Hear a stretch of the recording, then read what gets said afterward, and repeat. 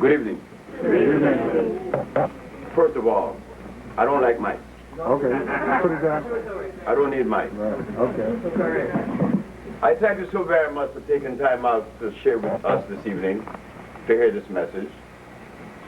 It's a message that has been lingering around for some time. I thank Mr. Trevor Ford for inviting me to New York. I didn't want to come because I do not like the cold. If it drops below 50 degrees, that's it. I went to Zimbabwe, and it was cold. I left. I want to thank you for being so patient and being so understanding and having the courage to come and hear me, because I'm the one man that most people shouldn't listen to. Why? I didn't go to school. I don't read books. I have never read a book in my life, and I never will read any. I disliked school. Yes, I did. But my grandmother that raised me was a very understanding woman. You see, many people doesn't know as to how is it that this one man, Dr. Sebi, your brother, is curing AIDS.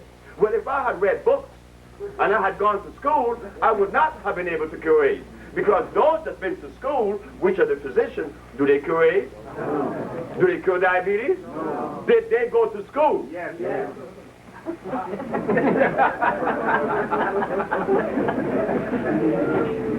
All right. The Maya built empires. Did they go to school? No. So why is it that we always seem to put school in front? Why is it that we always seem to think that we need to read books to enhance our journey? Well, I didn't. Because I knew that in the contents of the book, within those pages, there was an English language that's not yours nor mine. So therefore, we are going to travel on a journey that's going to be black, going to be African. Why? Because we are Africans. I'm not a Chinaman. I'm not a Russian. I'm not a Caucasian. So now, if I tell a gorilla to speak Polar Bay language and get on in life, he would have difficulties. So all these years, we have been looking for answers. I just turned around and saw Dr. Ben Jokanen. I know Dr. Ben Jokanen. A very enlightened brother.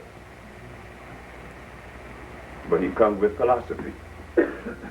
I have no philosophy. I don't need a philosophy. I need to see.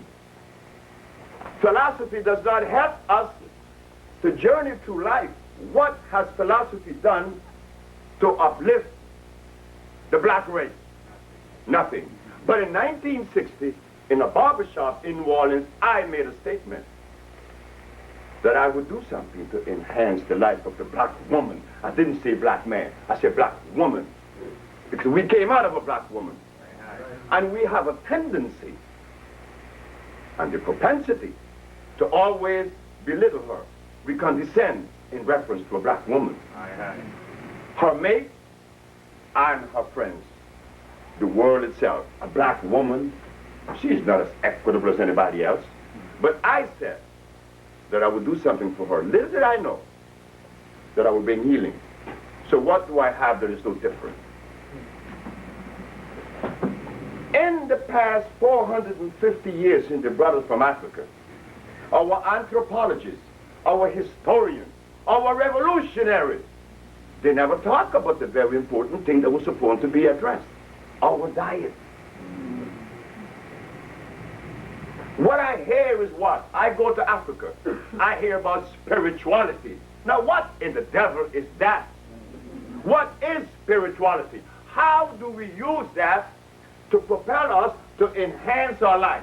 How do you use it? Because I'm not spiritual, but I curate. And I know many people who are spiritual, they don't do anything. So where is the profit in it? Where did that word come from anyway? Do we know? But when I go to Africa, they take me to Oshogbo, and they show me all these totems. that they believe in, because we live in a world of belief. No, I don't live in a world of belief. Either I know or I don't know. Break it down. So now, in the last 450 years, the Western medicine has been prevailing. What do they say? When you are sick, you have a germ, a virus, or a bacteria, which is the cause of your manifestation of disease. That's what they say. A germ, a virus, or a bacteria. Oh, yeah? Well, if you have identified the cause of disease, how come you're not curing anything? I said, no. It's mucus. There's only one disease, never two. And don't be afraid. I told that to the Supreme Court of New York when I was arrested in 1988. When everybody in Harlem, everybody in Brooklyn, brothers who's supposed to be so adept, so long, that one brother told me he read 3,000 books. I said, well, why do you do all that for? Hasn't it helped you? Your belly is still big and your eyes have glasses on it, but you read 3,000 books. I didn't read any. I read my mama. My mama is the only person I listen to. My mama is the only person that I allow to tell me something I would listen. Now remember, I'm the boy that didn't go to school. So what did I learn outside of school? I learned that which is natural, that which is complementary, that did not come out of a book. So as I grew up with the freedom of a black man, because my grandma was in the Marcus Garvey, what they call it, the nursing brigade. That's right, the Black Cross. My grandma was in it. She told me something. You don't need nobody, and you don't need anything. And if the day comes that you have no money to buy clothes, you walk naked as God made you with the same pride and dignity. I said, well, now then, I could even go bare feet. Grandma said, yes. And there was a time in which I was 13 years of age that my grandma didn't have any money to buy me any Christmas shoes. You know what Rosita Brown said? That was the neighbor. I still remember them, Rosita Brown, and there was Ruth. When I came outside on Christmas Day, I done oiled my feet with coconut oil, and I'm going in the street. And they said, ha, ha, ha, Fred don't have any Christmas shoes. I said, ha, ha, ha, Fred don't need any Christmas shoes. And do you know that 40, 50 years later, I saw Rosita Brown on the village I built in Honduras. And it was mango season. I had my pants rolled up. You know how we do it in the West Indies, right? I had my pants rolled up. And I'm sitting under the mango tree. And here comes Rosita Brown. I didn't know her. With my brother, with another girl. My brother said, do you know this woman? No, this is Rosita Brown. I said, oh, I remember you now. You said, ha, ha, ha, Fred don't have any Christmas shoes. And now you came 50 years later and saw me without any shoes on. What difference does it make? It's what you have in your brain. That is what counts. What comes from you, not from somebody's book. And you're going to regurgitate that to me, then I'm looking at a parrot. What comes from you is what's worth. Not what come out of a book that somebody read to you and you read. You have to be careful. He was quoting Pushkin about occurrences. Tonight is an occurrence that has taken place that was supposed to occur, even though I didn't want to come to New York. But here we are, right? Right. This is the reality. I was a young man working at the age of 13 for my grandmother. I worked in a dairy farm until I was 14. I went to work in a commissary at 14. I worked until I was 20. I had to leave because I had that freedom to leave. I left, went to New Orleans, became a merchant seaman at 20, 1953. I joined Islam, the Muslim religion. I met Malcolm, I met Elijah, I met many people, very intelligent people. I met some very intelligent Christians too. You see, we have a tendency to pit one against the other. Either because you're Muslim, you're good, or you're Christian, you're bad, or vice versa. But I'm looking at black people. Some Muslims, some Christians. Well, how do we get to be that? I don't know. Because when we were home in Africa, we weren't none of that, isn't it? That's right. Okay. So I traveled the world. I became a steam engineer. I am a steam engineer. How did I get that without going to school and reading books? Well, you have to ask yourself the question. I was in the job training. I passed all the tests. After I went to Los Angeles in 1963, I decided to work for the county. As an engineer, you have to maintain the pH in the water at 7 or less, 6.9, which is slightly on the acid side. 7 is my nose, that's neutral. Anything above my nose this way, right, is 8, 9, 10, 14. Anything below is 6, 5, 4, 3, 2, 1. Anything on below 7 is acid. And anything you put in your mouth that is acid will eat you up. And anything you put in your mouth that is acid, God did not make. Like, for instance, wheat, rice, beans, cows, hogs, chicken. All that stuff is garbage. How I know that? Because at 30, I was impotent. My first wife left me because of impotence. Why was I impotent at 30, such a young age? You would say, a young man, 30 years of age, impotent? Don't you be surprised. I just left Guinea. I saw men in Guinea, 19 years of age, impotent. But then when you look in his hand, he's eating cassava. How did an African happen to wind up with cassava in his mouth? I don't know. When cassava is not even African. Cassava is Portuguese. Like the Dutch made the carrots, the Portuguese made the cassava, the British made the beans. And now we are a slave to all of this. And by the time you get to my age, 70, you're wearing glasses. Your sex is bad. Your back is bad. Your sex is bad. Has to be sometimes sex is gone for 10 years. I've had brothers to come to me that the sex has been left 10 years ago. And I'm not saying that the brother is less than me, because I'm no more than you. I am you standing here. I'm your brother standing in front of you, telling you what came out of life, not what came out of Sebi. What came out of Sebi means absolutely nothing to you. It means to me. But what I bring to you is not what came out of Sebi. It's what came out of life itself. When God made things, or when creation came, you will never find a gorilla in Alaska, right? No. Nor coconuts in Canada. Why? Because it's a cosmic arrangement. This arrangement has been violated. You and I are victims.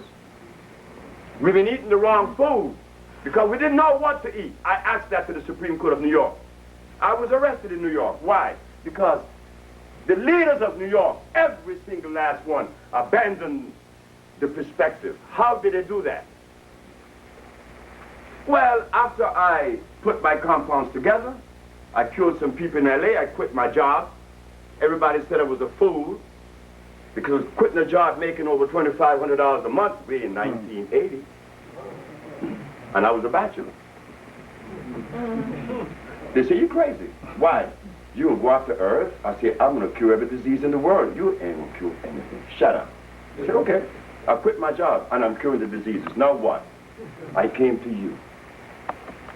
After I had cured 5 AIDS patients, 10 diabetics, about 15 sickle cells, about 4 blind, I decided to go brave on this stuff.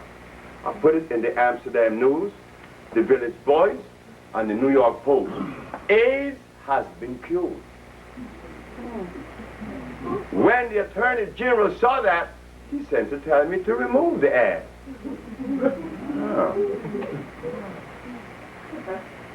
I sent back and asked the man, why should I remove the ad? He got very angry and sent me to the Consumers Affairs to see another white man named Mr. Fitzgerald. He said, well, are you the author of this ad that claims that AIDS has been cured? I said, yes. I want you to remove it. I said, why should I always hear people telling me to do things and yet not giving me a reason? So I said, sir, why should I remove the ad? He said, because I said so. I said, oh boy, we have a little problem. Small little problem, sir. He said, what is the problem? The problem is that the only person in the universe, and that's including the Virgin Mary, could tell me to do something and I would do it. It's not the Virgin Mary nor you. It happens to be my mama. See, when my mama tells me to do something, I'm not going to question her. But if the Virgin Mary or you tell me to do something, I'm going to ask you why. Why do I have to remove the ad? He said, because I said so. I said, well, the ad stays in the paper. I went to my office. February 9th is a Monday night. I got a call around 8 o'clock, right around this time. I see you haven't removed the ad. I say, I have a sneaking feeling that you're going to tell me why I should remove it. She said, I see you in hell. The next day, I was arrested. Practicing medicine without a license. Selling products that are approved by the FDA. And claiming to cure AIDS and other diseases, which is a fraudulent claim. But let me tell you something. The white man won. Why he won? I won the case. I proved that I cure AIDS. But he won because he knows that you would never believe it. That is where the white man won. And to substantiate my claim, when I won the case, the night that I went to get the verdict, there was no black people there. There was a bunch of white people there. The Park Slope paper came to me. The white man said to me, Dr. Sebi, you mind if I ask you a question? I said, no. Where are the black newspapers? Tonight you have set a precedent. This is the first time in the United States government or the country in which someone stood up against the American Medical Association and went. Where are the black newspapers? I said, I don't know. Where are the black leaders? I don't know. I don't even care. I did it for me, not for the public. I want to show the world what a black man could do. The white man said, well, I'm going to write about it. And he put it in the Park Slope paper. Herbalists cure AIDS. Dr. Sebi, natural cure for AIDS and more use food, not drugs. A white man did that. I went to Saigon. I went to Jesse Jackson. I went to Sharpton. I went to Maddox. I went to Mason. I went to Ben Jokanen. None of them have. They prefer to see you dead. Woo. I'm going to travel across the continent because I said they have abandoned me in America. I went to Africa. I went to Sierra Leone. They looked at me like I was stupid. I went to Ghana. They didn't want to hear it. I went to Zimbabwe. No, I went to Tanzania. The ambassador looked at me and he talked a whole bunch of stuff. He went on to talk about spirituality and the ghosts and the spirits. I said, I want to go home. I went to Zimbabwe. I went to see Dr. Parinyatwa. I said, Dr. Parinyatwa, I don't want to be disappointed, but if I am disappointed, I would understand. He said, what do you have for Zimbabwe? I said, I cure AIDS. I cure diabetes. I cure sickle cell. I cure blindness. Here is the proof. He said, I think about it. I said, fine. I came back to America, never to look back at Africa. This may sound bad to you. Oh, yes, it does sound bad, isn't it? That I'm an African by heritage. And that the one place that I should rescue from the grasp of disease should be Africa. Am I right? Right. That is our mother. But when you go to Africa and you talk to an African leader, he look at you like it's stupid. How do you think I feel? I went to South Africa to see Mr. Mandela and the rest of them. The other day when I saw Mandela sitting there in his big chair, I thought I saw the biggest fool in the world. Why? Because he's lying. He's straight outline. Why do I make such a blatant statement? Because I know I'm telling the truth. He's lying. Because I went to South Africa. I went to his ministry, and he too rejected. I went to Oprah Winfrey. She rejected. WWRL, they said, don't interview this man. WNIB, they called him and said, don't you interview this man. So who do I turn to? My mother told me, because my mother's still alive. She's 90, I'm 70. She's 20 years older than me. She had me when she was 20. She said, son, look, let me tell you something. Shut up.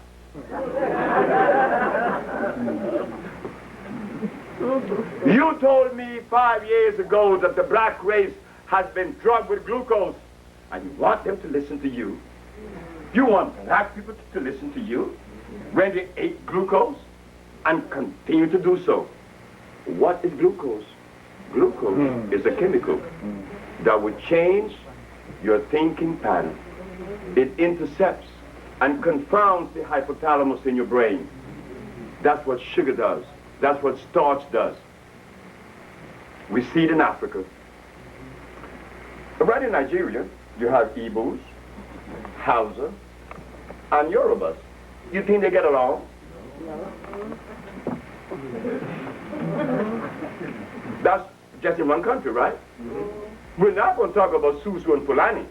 They like to take each other's throats. Why is that? When we're brothers and sisters, something must have gone wrong, isn't it? What went wrong was that we were unaware that the stuff that they gave us to eat was undermining our thinking. We are beautiful people. We are loving people. Sure we are, all of us are, and we're smart. I'm not smarter than you. How could I be smarter than you when I carry the same amount of gene cells in my brain as you carry? I'm not smarter than you. I just have a message because some of you have a message that I don't have. I don't have the message for everything, isn't it? Do I know everything? The answer is no, but I cure diseases. And we need that now, isn't it? But we need bricklayers. We need clothes makers. We need all these art and crafts to enhance life and to protect our own existence. Am I right? Right. Thank you very much. So now, what I did was to put together compounds that were of herbs that were not made by men. What are the herbs that were made by men? Just start. Aloe vera, comfrey, peppermint, garlic, echinacea, golden seal, St. John wort, paprika, nutmeg. That's deadly. What?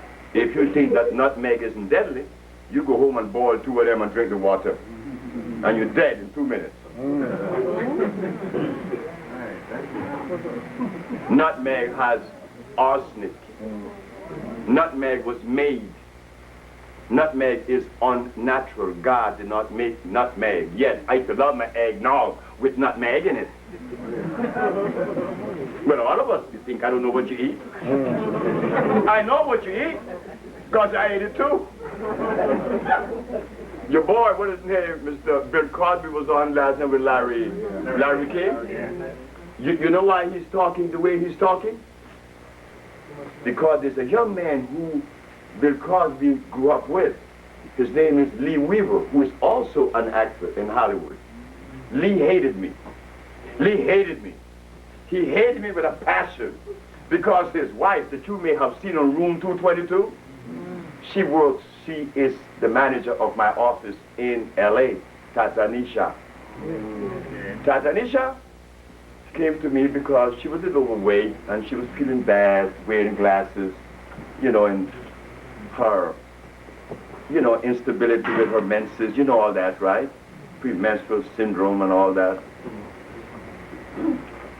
She said, could I work part-time? I said, sure. But after she worked part-time, she liked it. She said, the job I had, I was running out, and I would like to work for you, Dr. Sebi. I said, well, that's fine. You got the job. Because she's good. Her husband said, you're stupid. You're working for that black man? He not gonna pay you. That nigga can pay you. You know how niggas are. He not gonna pay you. I said, Tata, how much would you like for me to pay you a month? He said, so much. I said, you got it. He still disbelieved his wife. He hated her because she's no longer a movie star. So, about 3 months ago, maybe 4 months ago, Lee is going to make a movie in Detroit. So the plane stopped in Chicago, and he's supposed to make transfer. But when he's at the airport, he started to bleed profusely. And the doctors couldn't stop his bleeding from his anus. They rushed him to the hospital. When they got him to the hospital, the bleeding continued. The doctor didn't know what to do. They called Tatanisha. I said, Tatanisha, take the compounds and go to Chicago. She flew. 1 hour after she gave her the compound, the bleeding stopped. And the doctor said, what did you give him? I gave him Dr. Sebi's iron tonic. When Lee came back, there's nobody he loved more than me. He bought him. But the reason why Lee took the position of disliking me, it wasn't that he hated me. Black people doesn't hate. We love the very white man that burned us. We fight for him. We know we love him too. That's in us. We love. So Lee didn't hate me. But the food that he'd been eating was undermining his thinking. And now, he bought me an apple cap, and he takes me around L.A. He said, I'm going to see Bill, you know, and I'm going to mention your name to him. And he did. In fact, he's with Bill right now. I'm going to see Lee Weaver on Monday in Miami, and he's going to tell me what's going to happen between him, me, and Bill. Because Eddie Murphy's trying to help me. He's trying to make a movie of my life because I helped his mother and many of his family. What I want to say is this, though, is that what I did was to find out that the one thing that the physicians were making, the mistake that they were making, they didn't address genetics. What is genetically consistent with a group, not so with another. Like I said, gorillas do not eat polar bear food. So how come we eat everybody's food? We eat Chinaman food, we eat European food, we eat everybody's food, but when I asked the Supreme Court, when you remove the African from Africa, did you bring his food with him? The judge said no. Well, when the judge said no, that they didn't bring our food with us, what does that open up for us to do? What privilege did we gain right then at that moment? No, when I asked the question, did you bring our food with us when you remove us from Africa? He said no. Well then, what have you been feeding us? Besides, are we in the position to demand that they give us the food that God made specifically for us? Yes, it does. But which one of the leaders will do that? Go tell that to Minister Firecar, the bravest of all. No, he's not going to do that. Go tell Oprah Winfrey, there's a nigger who's running around saying he cure AIDS. Put him on your screen. She's not going to do that. WWRL kicked me off. So, what is happening? Is it that our leaders supposed to, no, not leaders, but supposing to be leaders, are they really helping? No. The black man has always clung to the laws of life, not philosophy. Philosophy has no place in life. It's like the little girl. I was taken to give a speech here in Camden Hall, not Camden Hall, on 138th and Convent, which is City College, here in New York. The day that it was driving me to do this talk, this speech, there's a little girl and a little boy sitting in the back, who is the children of the man that's driving. Son, Nieves. He's married to a Puerto Rican woman. Had these two children. The little girl is behind me, the little boy is sitting behind him. The little boy asked me, Dr. Sebi, what are you going to talk about today? I said, I don't know. She said, we want you to talk about the soul, the mind, and the spirit. The little girl is 12 years old. She said, no! Don't talk about that! I said, why, Taina? Because when you talk about reality. Soul, mind, and spirit comes out of the imagination. That's not reality. I said, Jesus Christ. What did he say? A 12 years old little girl said that. So when you ask a grown-up, where is your mind? They go like this. But when you open that skull, you see no mind, you see a brain. So I asked one day, what is the mind? Everybody go like this. But then, there's a contradiction, right?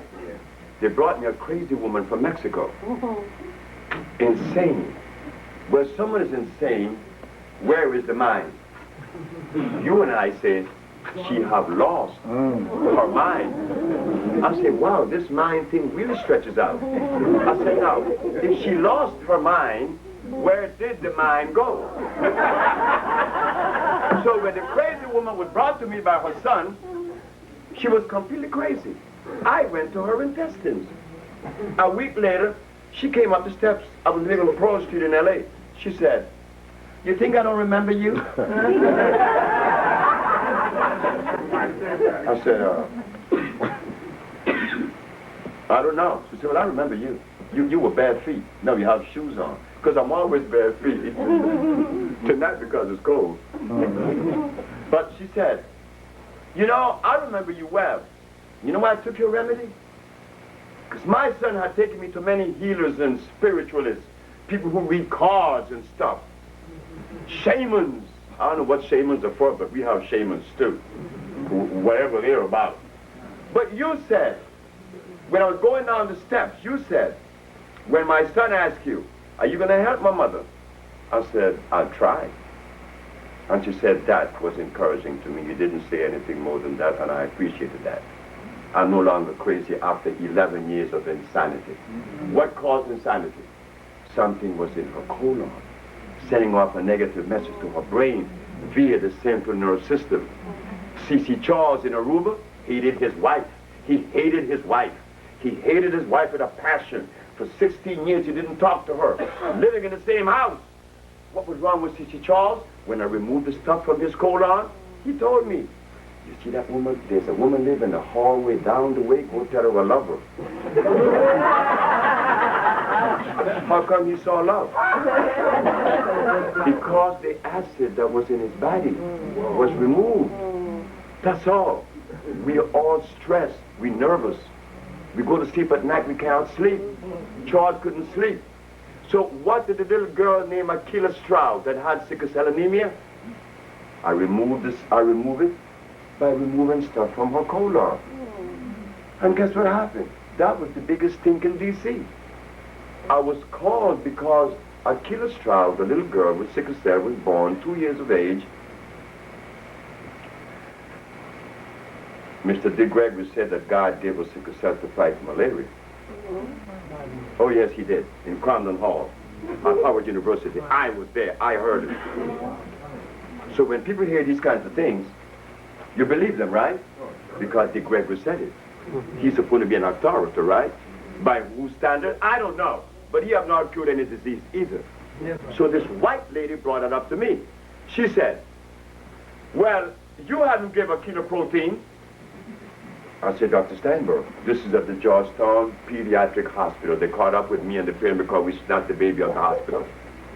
But by the time they caught up with us, she was killed. 3 months later. It only takes 3 months to kill sickle cell. So they want to condemn me. She goes through my files that I was, my record on Akila, and she noticed, you didn't give Akila protein for 3 months. I said, Dr. Steinberg, do you want to rest your argument on protein? She said, well, of course, unless the great Dr. Sebi thinks that protein is a necessary food. I said, ma'am, I know nothing about protein. Trust me. This word protein came from your parents, from your brother, from your gene, from your culture. That word is not an African word. So if there's anyone today that could explain this protein bit, should be you. What is protein, Dr. Steinberg? She said one of the 19 amino acids, the building blocks of life. I said that is the patent quest answer or response. But I want to remind you, Dr. Steinberg, that the human body has no use for acidity. So when you said amino acids, the body has no use for acids. Where do they fit? The human body has 102 minerals. And when one of those minerals are depleted, your body becomes sick.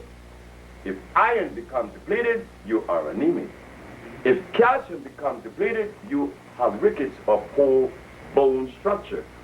And if you cannot think, you're lacking of carbon and copper. And so it goes. Protein, where does protein fit? Furthermore, is it electrical? She said, what do you mean? I said, well, my body's electrical, it moves. I'm always moving. I cannot move unless my body's electrical. There could be no motion unless that motion is electrical. So if I'm going to eat protein, protein better be electrical, because the body only assimilates a substance through chemical affinity. There is assimilation. Is it electrical, Dr. Steinberg? Well, I don't know. I said, Dr. Steinberg, what is sickle cell anemia? Sickle cell was given to black people 10,000 years ago because their blood went through mutation in Africa. I said, oh God. I'm more confused. She said, why? Because the Gregory said God gave us sickle cell to fight malaria. You said it is mutation. But the Gregory coded what your brother teach him, because the Gregory didn't get that out of an African perspective. That came out of Europe, because the Gregory's a parrot. And now you're telling me it is mutation. Well, I'm going to tell you something, Dr. Steinberg. It is neither God nor mutation.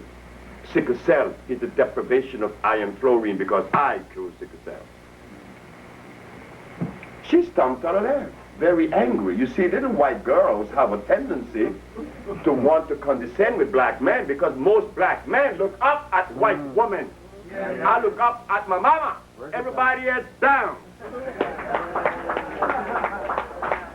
Not that I disrespect white women or white people or anybody, but you do not condescend with me, because I know I have a place in this world society, and I have never compromised that place, because I'm just as equitable as you, anybody, any race in the world, and maybe better more than most.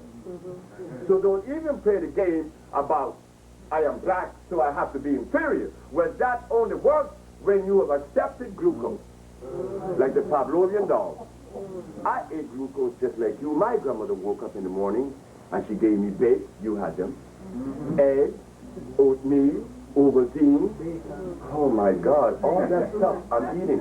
And I couldn't breathe. I couldn't breathe, but my grandmother didn't know that she was killing her grandson. Until one day, it came to me. This stuff is bad. And I went on a diet of a 92 days fast. I didn't eat anything. And now here I am, at 70. I have no glasses on my eyes. I'm not impotent anymore. I've been making babies since then. I don't have any of the things that normally would be said after 70. You know, 70 years of age, you got to watch this, because your back going to go out. Your eyes been out because they asked me. I went to get my driver's license. So they said, read these letters. So I read the letters. Read these letters. I read the letters. And the smaller ones. So they said, do you have contact lenses on? I said, no, I do not wear contacts. Do you drive at night? Of course I drive at night. I drive all the way from California here non-stop. I drove from New York to Honduras non-stop. Night and day. We all could do it if we stop eating the garbage. I know that when you go home, you're not going to stop tomorrow, because I didn't either. The only reason why I jumped on the fast right quick was because my penis wasn't getting hard. When a young man, you see, When, if you have diabetes, you'll violate. Or if one eye or one arm are going bad, but when your feet is in, you're going to do everything that's necessary to bring it back. So when the man said, you want your sex back? I said, what you mean to avoid a trap? He said, stop eating. I said, for how long? 90 days. And if you believe that this is a lie, there is somebody in this audience, and I know that to be a fact. There is someone in this audience that is impotent, and they're going to try it. Well, I'm going to tell you, brother, when you start eating for 30 days, you're going to be ready. Not 90. Before the 90, you're going to be very well ready at 30. You're going to say, you mean to tell me that just start eating does all of this? Well, of course. Of course. Because what you have done, cleanse your arteries. You cleanse, your eyes clear up. Your nerves get good again. You don't shake. Your understanding gets better. Like C.T. Charles said he loved his wife. Of course he did. Because I had removed his diabetes. I removed his poor circulation. I removed his high blood pressure. The boy is relaxed and he realized that he loved his wife. And when she came out the door and said, you said what? I love you. I always love you. And he's crying now because he's paying back for what he did, but he wasn't guilty like you are guilty. Sometimes then you find yourself angry with your wife, and then you say, I wonder why did I take it so far? And sometimes she, on the other hand, makes us a little bit angry, right? But the only reason why she goes through her little mood swing is there again. She's going through menopause. When it gets cold outside, it's hot with her. She want to open the window on you. Say, girl, what's wrong with you? It's cold. But she doesn't see that because her body is out of balance. What brought it out of balance? The mucous membrane has been compromised. Every time we eat the food that God did not make, you will find yourself in trouble. Men like women. Anger, stress. So what I did, I perfected the compound to remove the one disease that manifests in a million different ways. If the mucus is broken in the head, it's insanity, it's paranoia, it's schizophrenia. But if the mucous membrane has been compromised in the bronchial tube, it's bronchitis. If the mucus is in the nasal passage, it's sinusitis. So it goes. Removing the mucus, you remove all disease. It is as simple as that. Dr. Sebi is not a scientist. He's not a doctor. He's a plumber.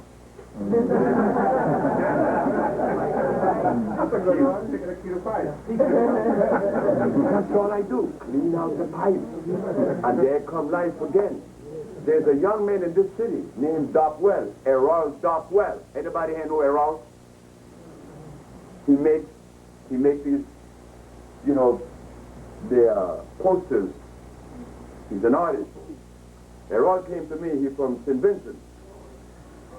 Errol came, and he said,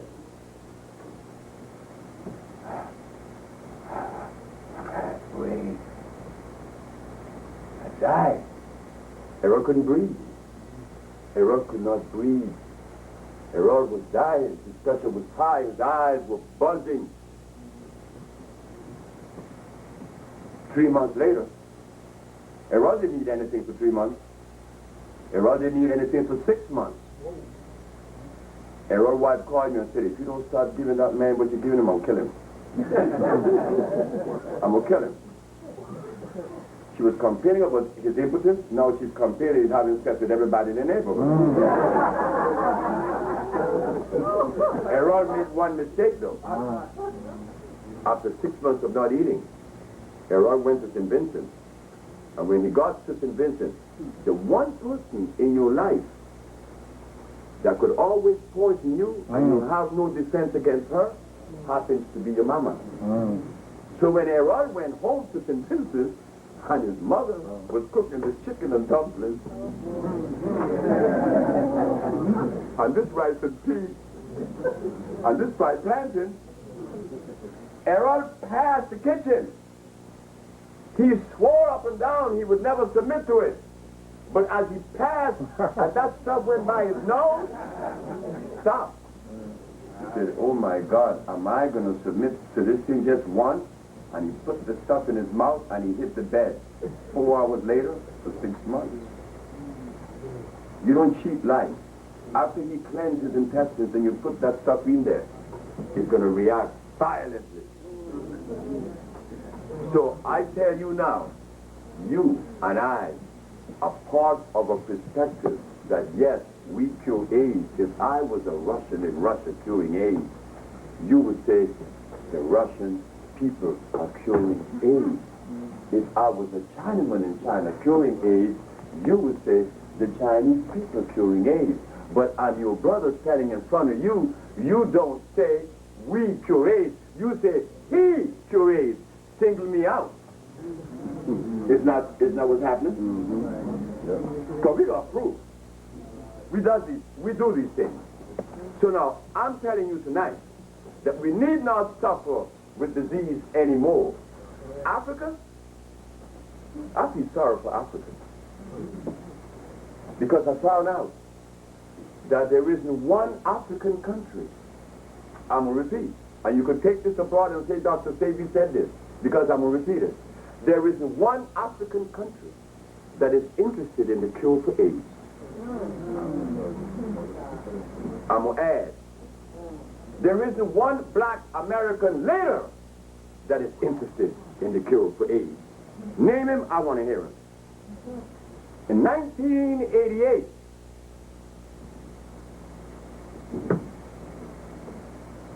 something happened in this country among the elite leaders and the religious leaders. Some Japanese came to America and they got a compound known as AZT. And the other one is interferon.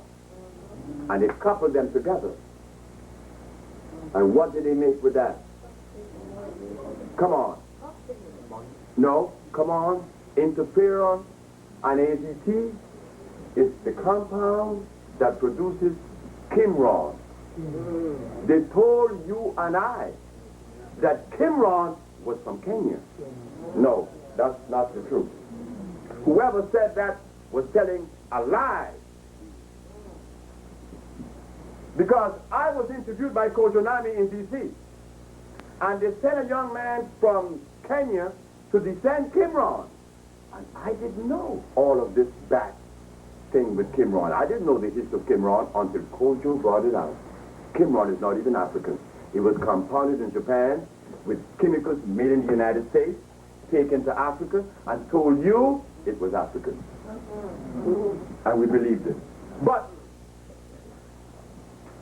did they support it? The Christian church supported it. The Muslim church supported it. But we who have proof that we cure AIDS, did they support that? Well, aren't we in a better position than they are? Aren't we in the position to ask them how come he didn't support Dr. Sebi? And he come with the medicine of our fathers. What are they going to say? What is Oprah Winfrey going to say when she's told that there's a man curing AIDS and could show her proof? What is she going to say? But she interviewed homosexuals. She interviewed thieves. She interviewed a whole bunch of folks. But she will never interview Dr. Sebi that cure AIDS. That means absolutely nothing. Yet, AIDS is a disease of the century. And if there's a cure, you would think that that would be embraced. Am I right? Right. Well, why not? So if you and I come together, it doesn't matter if the leader doesn't support it, right?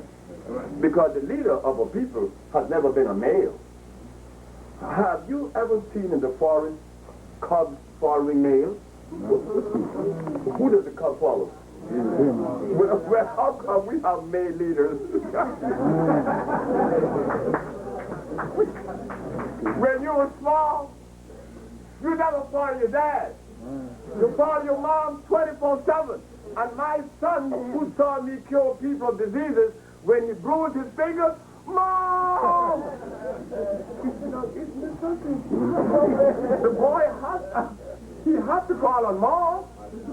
And I'm standing there. His mom is way in the kitchen. But he had to, because that's us. We are mama's boys. I'm 70 years old, but I'm still a mama's boy. Whose boy am I going to be but my mom? That's what you mean. Came out of a black woman, of course I'm her boy. Forever, as long as she lives. So now it shows that we've been bamboozled, as Malcolm said, but we didn't see the extent of it, that we have not yet fathomed how much damage has been done to the hypothalamus with glucose. Who has done that research? No religious leaders, no political leaders, no community leaders. They haven't done that. So you and I continue to run into these stone walls and not understanding why. Haitians, hey you Haitians, just talk about some Jamaicans. Don't talk about no Jamaicans to me. Hey you Jamaicans, just talk about some Haitians. Look, tell me, look, listen to me. I'm no Haitian, okay? But when I look at both faces, they look alike. As to confound me, my grandparents are from Jamaica and from Croix-des-Bouquets, La Plaine, Haiti. So I got Haitian in me, and I got Jamaican in me. What, is a war in me? No, there's harmony in me. Because I know that both are brothers. But the acid that we've been eating, the glucose, is undermining our thinking. It is making us so stressed that there's problem with Jamaicans and Trinidadians and Haitians and Africans, like I said, right in Nigeria, there's problems. And it has not been addressed properly. Enough is enough. The fact of the matter is, we have been fed the wrong food, as Messenger Elijah Muhammad said. We are not supposed to eat meat. Stop it. It's going to hurt you. It's going to hurt you. It will hurt you. Because I know. I've been through that. And there's a reason why I was so sick. I used to wonder, why is God loving me so much? Why am I so sick? Asthma, diabetes, impotence, and the rest. When I had to be that sick, to come out of it, to be able to talk about it. If I had not traveled the journey, how would I be able to take you on the journey? I had to travel through it. It's no mystery. It's not spiritual.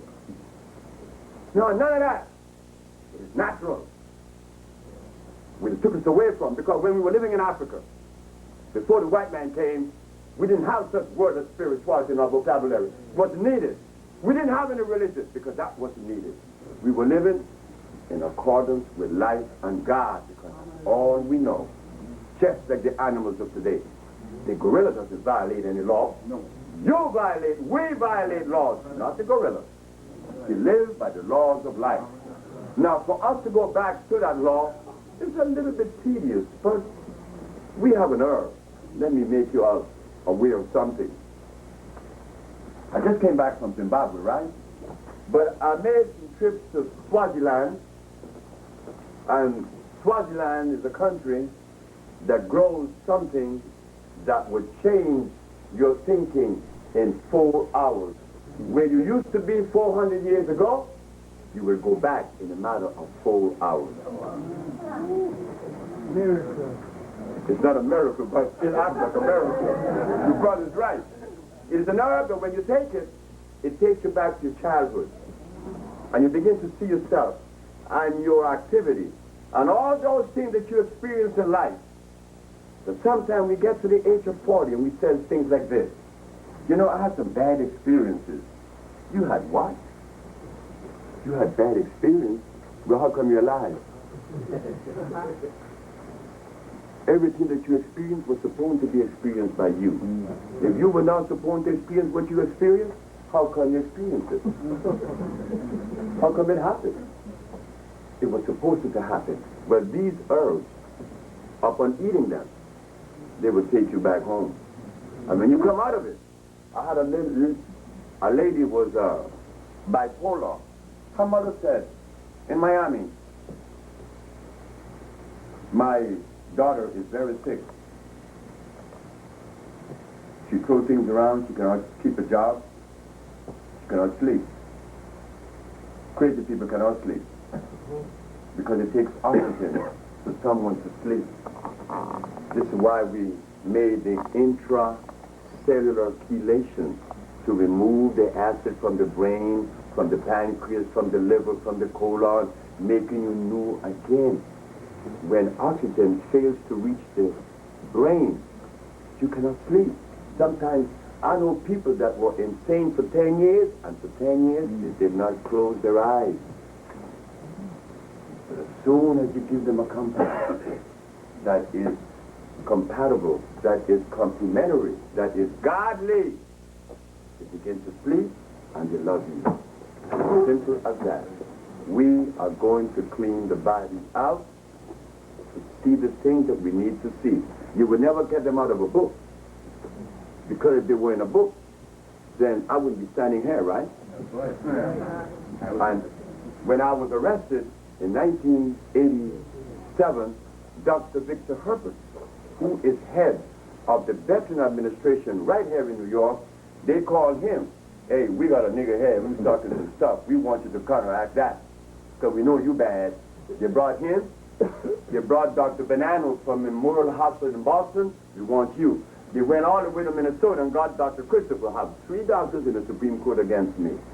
And when they read their accomplishments and their degrees and their schools, it took a half an hour for each one. And when they read mine, they said, well, Dr. Sebi's an herbalist. And that was it. But when the argument started, I asked the question that the doctors were not prepared to answer. Like, for instance, I said, Your Honor, is it a fact that the Bible states that the herbs are for the healing of the nations? In the book of Genesis, in the book of Ezekiel, in the book of Revelation, in the book of Exodus. The judge said, yes. I said, well, if the Bible states that the herbs are for the healing of the nation, then isn't that coming from God? The judge said, yes. Well, why am I being arrested? I use herbs. The physician used chemicals. They are not being arrested. So, am I the violator? But, Your Honor, if by chance we disregard God and say go to hell, then we have hypocrisy. 365 years before Christ was born, he was curing every disease known to man. Hippocrates was curing long before Christ was even born. What did he use? Herbs. I said, but if we disregard God and Hippocrates, we go to Jesus. Didn't Jesus ask, why is the daughter of Jerusalem sick? Is there no balm in Gilead? The balm of Gilead is one of the best herbs in the world. That's the herb I use. If we disregard Jesus, then we go to Claudio Galeno, 1729, Renaissance Italy. This Italian was the last of the natural scientists. He cured the Prince of Medici's children of all the diseases that they had using herbs. So, Your Honor, we have God, Hippocrates, Jesus Christ, and Galeno. Now we go to science. Science shows that the only substance that could readily assimilate and render good is a substance that has carbon base. Chemicals has no carbon base, neither does artificial plants. So I rest my case. And the judge looked at the physician and said, and asked, do I get a response? The physician had the pencil and was going. That pissed the judge off a little bit. She said, if I do not get a response in 2 minutes, this man will talk the remaining days without any interruption. Well, what kind of response were they going to give? I covered all aspects of it, right? But this is what we didn't know these things. None of us knew these things. That we were supposed to stand up in our favor. Well, we didn't. I came and did. And I'm hated for it. Yes, I am. Believe me. You'd be surprised what is being said about me as we speak. By those who call themselves leaders and nutritionists. Right here in New York. a group of women, these women always get me in trouble. They said, Dr. Sebi, you all remember this, and I know you all remember this. 1989, there was a meeting held on that hall, the big building in Harlem, what they call it, the State Harlem Building. Right. State office building. The what? State office building. State Office Building. In that building, in 1989, there's to be a great big meeting. African-American War on AIDS. Did you all remember that? Yeah. Okay. So the sister said, Dr. Sebi, you're going to go there. I said, why? You're going to talk. I said, you're crazy. I'm Sebi.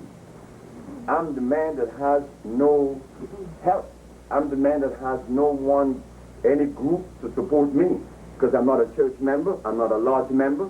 I'm not anything. So I have no one to help me. And you're going to send me there to be chopped up when you're going. So I went and asked mischievous.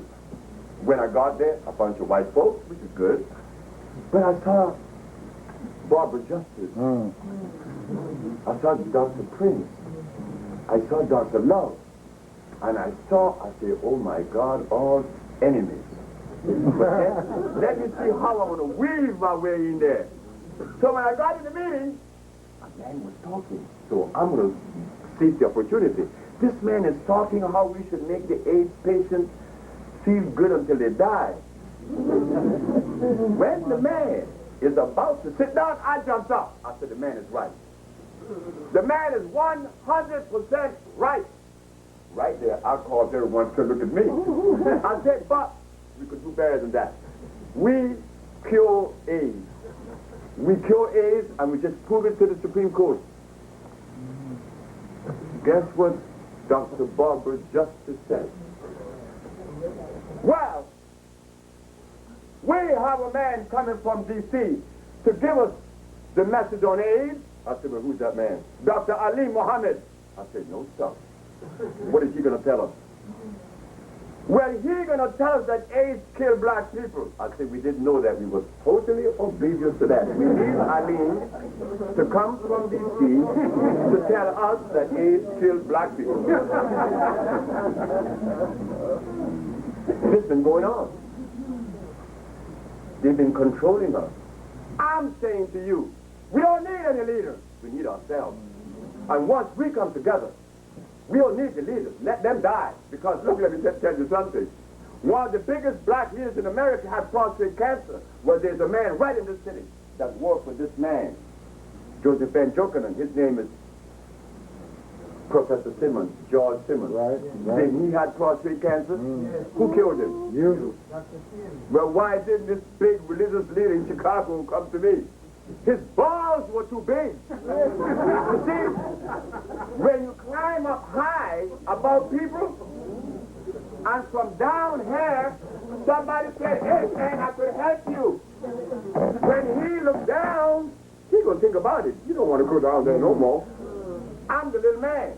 He is the big man. But because he assumed that position of superiority, his balls were cut out. Don't let that happen to you, brothers and sisters. We are the little people. And I'm proud to be the little people. Because as the little people, I recognize that we all are the same. In the same boat. We are the same. I'm not better than you. But the minute that I take the position that I'm better than you, I'm in trouble. You don't want to do that anymore. Our leaders have betrayed us. Every one of them have betrayed us. I could say it openly because I have proof. Nobody could have tell me something else because I've been here in this business for 32 years. And for the last 15 years, I've been curing AIDS and they know about it. Why haven't they done something about it? Isn't that proof enough for you? Yes, it is. Now, I'm saying, with this man's help, we could form a family. Because the one thing we West Indians have is that family orientation, that love for each other, that was removed from America. This is why I don't blame the leaders either. Because their experience is not ours. It's a difference. It's a big difference. Not that we are better than our brothers in America. No, we're not. But they experience something different. And in that difference, a lot of ugly things is taking place now. Because there's no reason why they should negate me, and I'm curing diseases. Could we ask one of them what is the reason? I would like to hear that. But let me give you all something like a barometer. I was in Atlanta, Georgia. There's a big church in Atlanta, Georgia, Stone Mountain. It's a round church. Big, huge, thousands of people. Boy, these people could get audiences of thousands of people. Big church. So a woman came from the church. She had breast cancer. She was cured. Another one came. She had diabetes. She was cured. Another one came, had ulcers. She was cured. Guess what they did? They make the biggest mistake. They go and tell the Reverend Mother. Reverend Mother, there's a man kind of crazy. His name is Sebi. But he cured us of these diseases. So we want him to speak at the church. What is his name? Dr. Sebi. But at that time, I didn't have pictures of me on any of my pamphlets. It was only Dr. Sebi. Well, when a black person in America see the word Sebi, they associate it with Malaysia, India, Pakistan, not with a nigger. I said, she said, what? She said, for you to come to church on Sunday. And that she's going to let you say a few words, and she's going to let you talk the following Sunday. I say, what's her name? Gail. Gail Kaufman, Atlanta, Georgia, Channel 13 right now. She works for Channel 13. She said to me, why are you so pessimistic? I said, look, girl, let me tell you something. I'm not an optimist, nor a pessimist. I'm a realist. Because optimism disappoints you sometimes, and so is pessimism. No, I'm a realist. She's not going to let me talk, just like the big man in Chicago. She told I'd see about that. Sunday came, I go to church with Gail, and I'm sitting in the audience, and she's preaching. She said, I have papers in front of me. There's a very important and distinguished man in the audience that will give us a few words next week, but he's in our audience, and I would like for him to come forth, stand up, and come and give a few words. Brothers and sisters, when I stood up, and the black woman looked at me, I could look at Satan dead in her eyes and say, yeah, I got you, I got you, I got you. I said, I got this one is mine. When I went up, I said, good morning, good morning. And tell the audience a few words, and then next time you'll come back, and I did. When I walk out the church, Gail said, you see, pessimist. I said, okay, that was a Sunday, right? I didn't go back to L.A. I went to Miami to be close. Monday, Tuesday, Wednesday, Thursday, Friday. Guess what I did on Friday night? I called Gail. I said, Gail, I'm calling you not to ask you when I'm going to speak or what hour. I'm calling you to ask you, what is the excuse that Reverend Mother gave you to prevent me from speaking in the church? Guess what Gail said?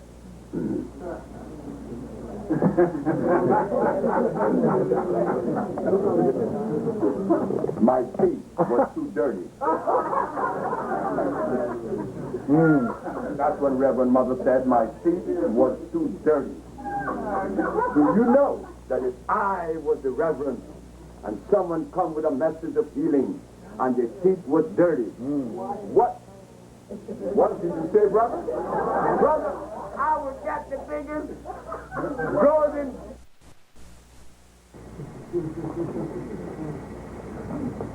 My grandmother, being from Jamaica and belonging to the Episcopal Church of England, which is the Anglican Church, where you going to go to church? I'll say what I'm going to fix, sir. Fred. Hi, Fred. That's what they call me. Hi, little Fred. Everybody loved me, and I love them too. But they don't know what's going on in my brain, right? So this man put this robe on me, and put this thing in front of in my hand to collect Easter Sunday. I'm collecting all this money. I didn't know why are they putting all this money in this tray. Is it that they buy their way into heaven with the money? I mean, they have no respect for God. I mean, we are disrespectful. You're going to pay God some money to go to heaven. All right, discount. No, what do you think God's going to tell you? Didn't they say, render to Caesar that which is Caesar? Right. Was it God made money? The answer is no. So how could you buy yourself in heaven with some of it? So when I'm collecting the money, I got this great big idea. Put that money in your pocket. So when I got in the back of the room with the money, I started doing this. And the preacher is a white man from South Africa named Cooley. He happens to come in the room and said, "What do you think you're doing?" Well, let me tell you something. Nobody intimidates me. Not even God or the devil. Nobody intimidates me. I said, "What did you say?" What do you think I'm doing?" "I am relieving you of one more sin." And I walked out of the church with the money. Well, instead of God chastising me, why did God chose me to be a healer?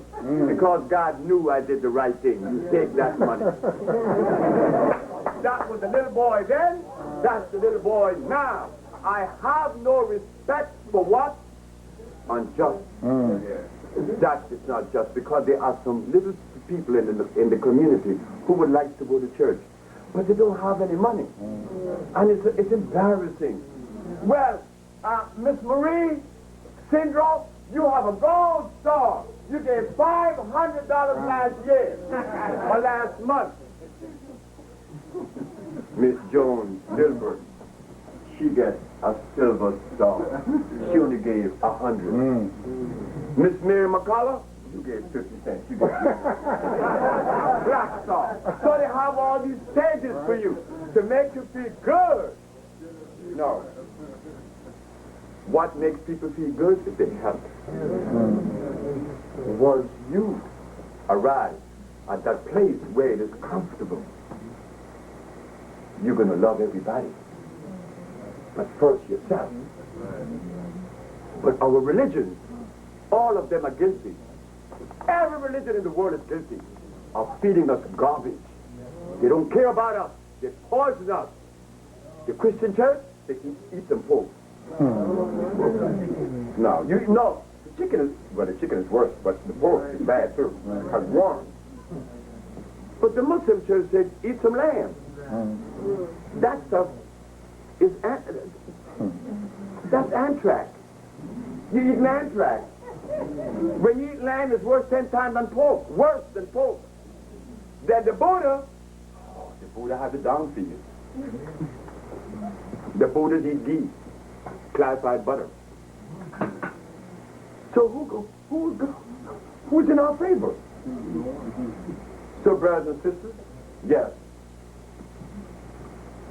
Dr. Sebi doesn't feel too comfortable tonight, knowing that he curates and knowing that his brothers who are in the position of leadership just deliberately disregard the entity. Not me, I'm happy. But I don't feel too comfortable. Why? Because I want to see us healed.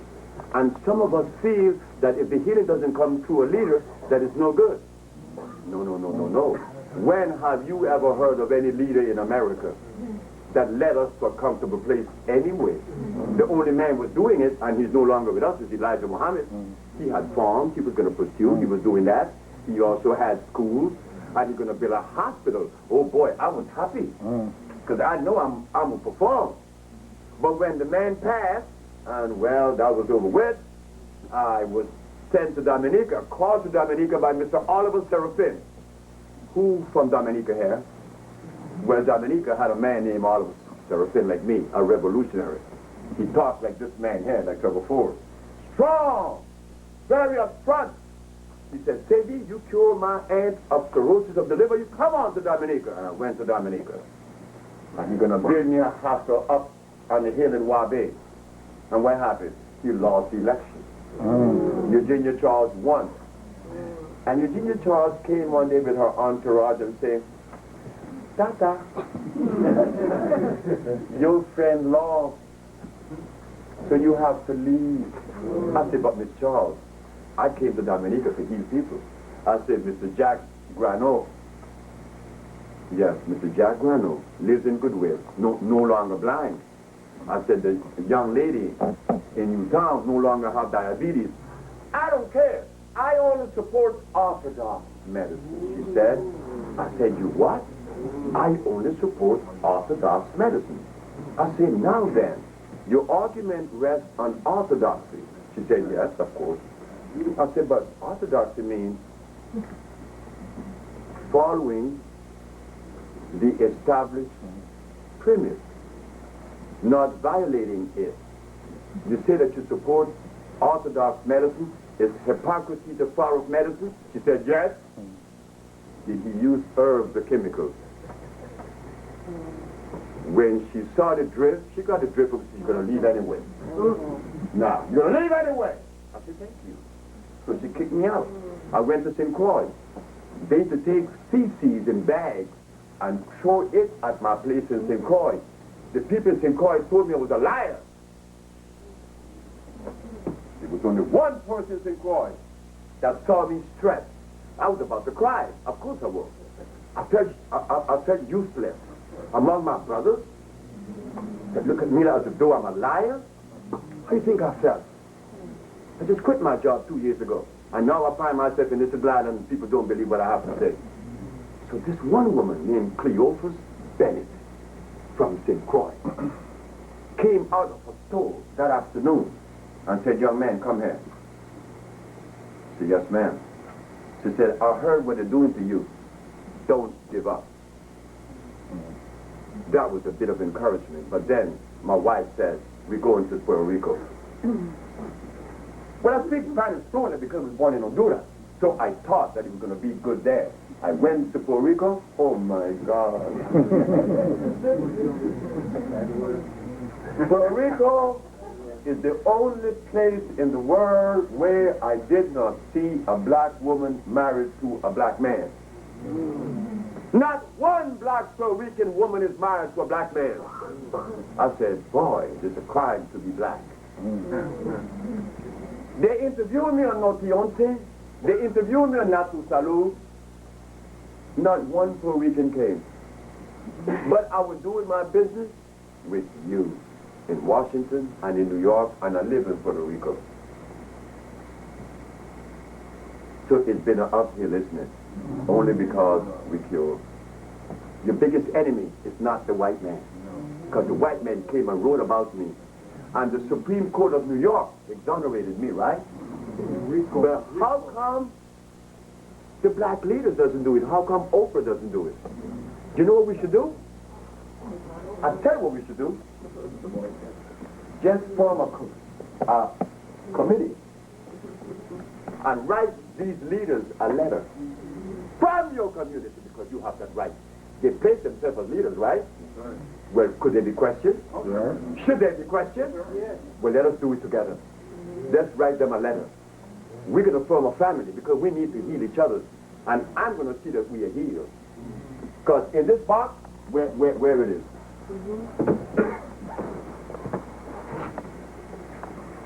We have a product. I said to my friend Timothy, he's a barber. We should go to a barber shop. In a barber shop, you hear all kind of conversation, but it's never one that is fruitful and good. It's about rich people, boxers, who's the greatest boxer. My son told me, you're in the wrong business.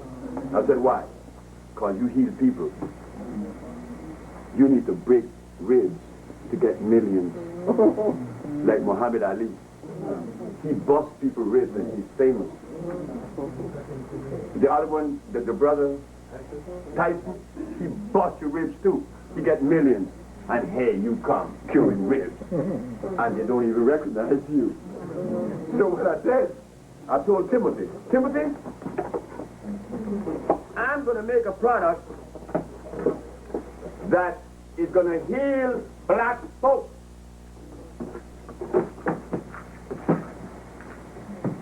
And I'm not going to charge what they charge me. When I went to my healer, he charged me $2,000, 1963. Cuernavaca, Mexico. Alfredo Cortez said, I guarantee that you will no longer have diabetes. And that's 40 years ago, isn't it? Who cured diabetes today? There aren't any institute in the world that cured diabetes. He cured me 40 years ago. And now I'm curing diabetes, and nobody hear about that either. I told Timothy, I'm going to make a product that's going to sell for no more than $80. And going to cure everything that you could possibly think of. I brought it down to this for only $50. This is the Viento. This is a product that I tried it first on my mama. I want to hear what she had to say because my mom is always criticizing me. She said, well, finally, you did something that really worked. To say it worked. Pain, bowel, energy, sex, I is right here. This is my latest compound. I have condensed all of my products to one, the Viento. I take it every day. In fact, I took some yesterday because I knew it was coming. I didn't sleep last night. I haven't slept all day. This man had me up all day, and I only took 2 of these. And I still have energy. This is not a vitamin. Vitamin has no place in human life because vitamins are dead. They are non-electrical. This is electrical. This is considered by the Supreme Court as natural vegetation cell food. Natural vegetation cell food is electrical. Everything that God makes is electrical. Anything man-made, not so. So, I am promoting my latest product, and no, ain't no recall here. I know that tonight you have heard many things, diametrically opposing that which you have accepted or believed or heard, but I'm going to give you the opportunity at this time to ask questions. Do I get any questions? Oh boy, over here, number one. What about the other product that you were talking about that takes you back to your childhood? That product is the Superior cubensis. That is a product that the people in Africa ate. And this is why the people in Swaziland was never conquered, because they could see what the British was going to do before they even did it. All right. You going to start selling that? Sir, I have it now. But you will have to send for that. What's it called? Superior cubensis. S-T-R-O-P-H-A-R-I-A. Superior cubensis. C-U-B-E-N-S-I-S. Yes, sir. Give us some ideas about methods for elimination, methods on what you do as far as the proper food to eat. You know, I need some background first. That's a very good question, because when I come before you saying don't, what should be, right? This meeting, I want to say this meeting was impromptu. This young man here is responsible for that. He said, hey, look, he heard me 2 weeks ago in Miami. He said, man, the people in New York need to hear about you. I said, but Trevor, I won my case in New York 15 years ago, proving to the world that we cure AIDS. How come they haven't heard it? He asked now about the food, which is important. This is a very quick message meeting. I did not come with my entourage that I need to come with, not only to talk about the food, but to show how to prepare it. It is just as delicious. That's right. It is delicious and it is nutritious.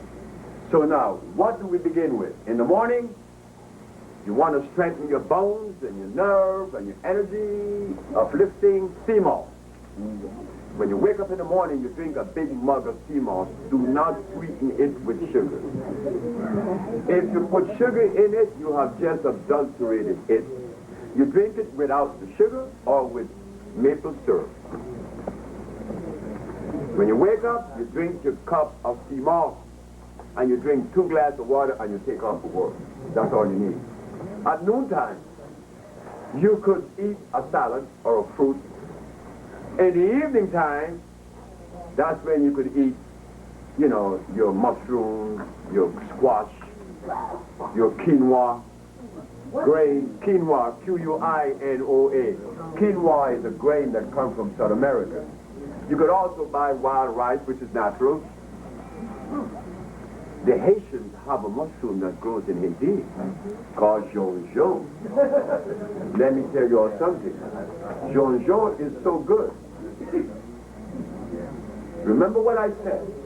Anything God made is natural. Anything man made, not so, and will hurt you. Jonjon is so good that if you take the jonjon mushroom and soak them in some water, in about 2 hours, the water is black. You drink that water and see how you feel.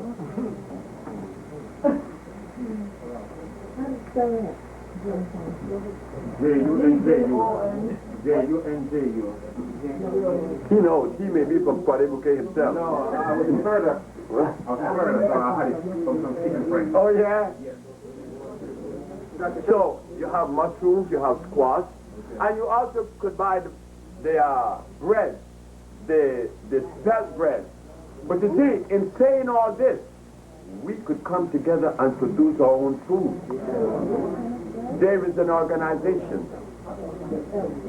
by you women in LA, Muzimai Wakanaka. Muzimai Wakanaka translated is the good woman.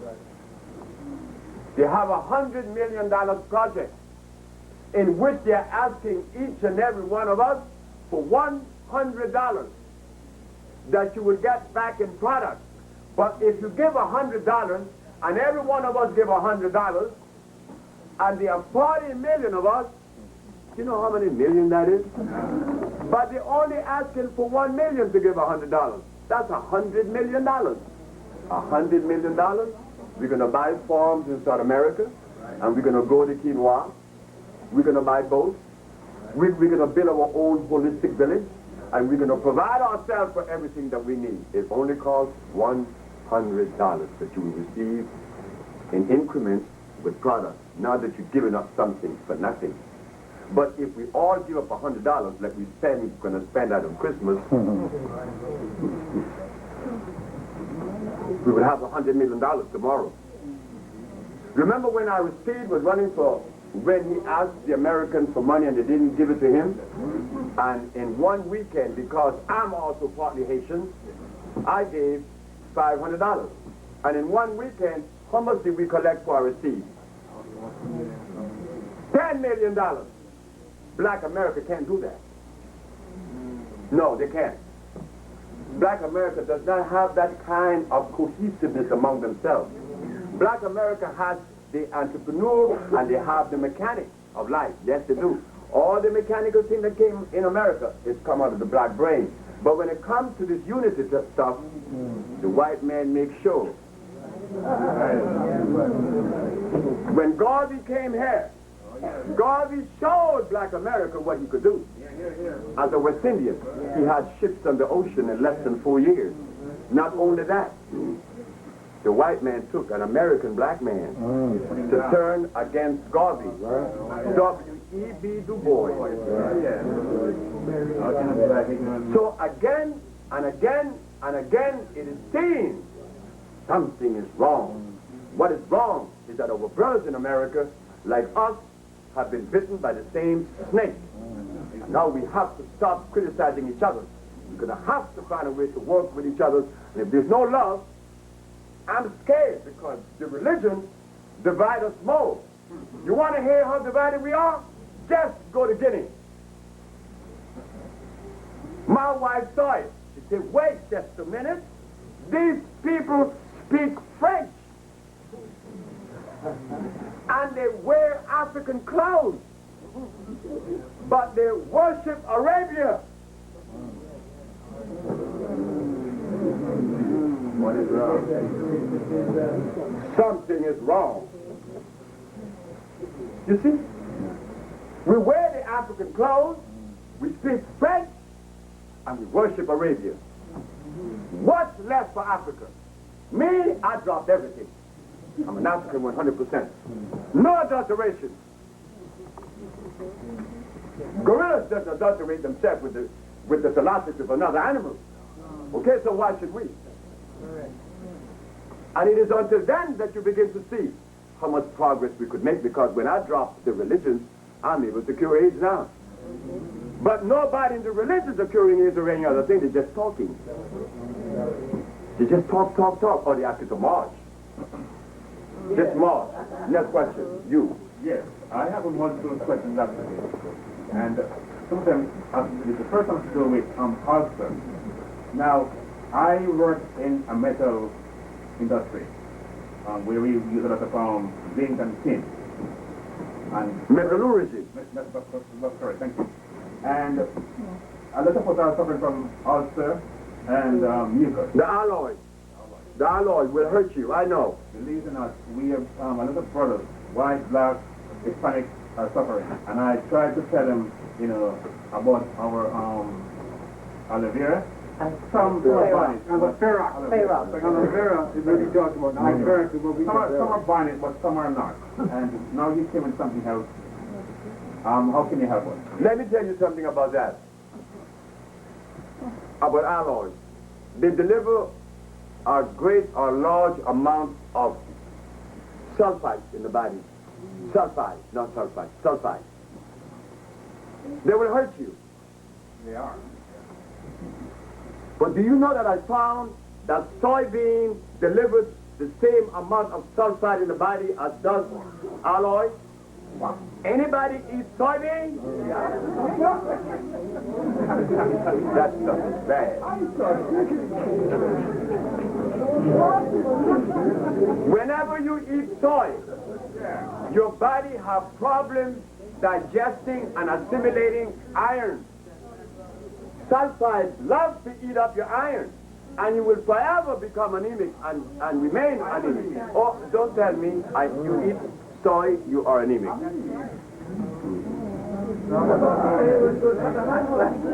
Man, the sister's right. She said, I thought they said it was good for your hot flashes. Far from the truth. George Washington Carver made plastic. What did he use to make plastic out of? Well, how could you make plastic and then feed me that as my food? About the hot flashes. My previous wife used to get them because her ovaries was releasing the ovum, but the tubes were clogged. That is the beginning of menopause. But a woman has 240,000 ovums in her ovaries. If she only released 6 of every ovary every year, because they alternate every month, when she releases an ovum from one, it goes to the other following, right? Saying that she only has released in 1 year from each ovum 48 ovums. At the ending of 80 years, just 400 and some odd ovums, but she had 40 some odd thousand. But the doctors never tell the sister why she started releasing ovums. I know a woman right in the city. You know the man just died who was a community activist? What is his name? No. Sonny Carson. Sonny Carson's sister-in-law was suffering with menopause. She was in menopause 9 years. And she had these fibroid tumors. They came out, menopause left, and baby came. And the little girl named Makita. Still seen her period. And she's already menopause 9 years. We could do wonders. Not Dr. Sebi. Us, we, black folks. Next question. Then you, the lady. Dr. Sebi, I used to have hot flashes. I went to this herbalist in Fort Lauderdale, and she gave me hormone mix and blood purifier. And it stopped for a year, and I started taking living bitters capsule for colon, and my period is on again. No, the bitter was what did it. That was what did that stuff. The bitter. One more question. I am taking sea moss every morning. That's good. With banana, apple. Man.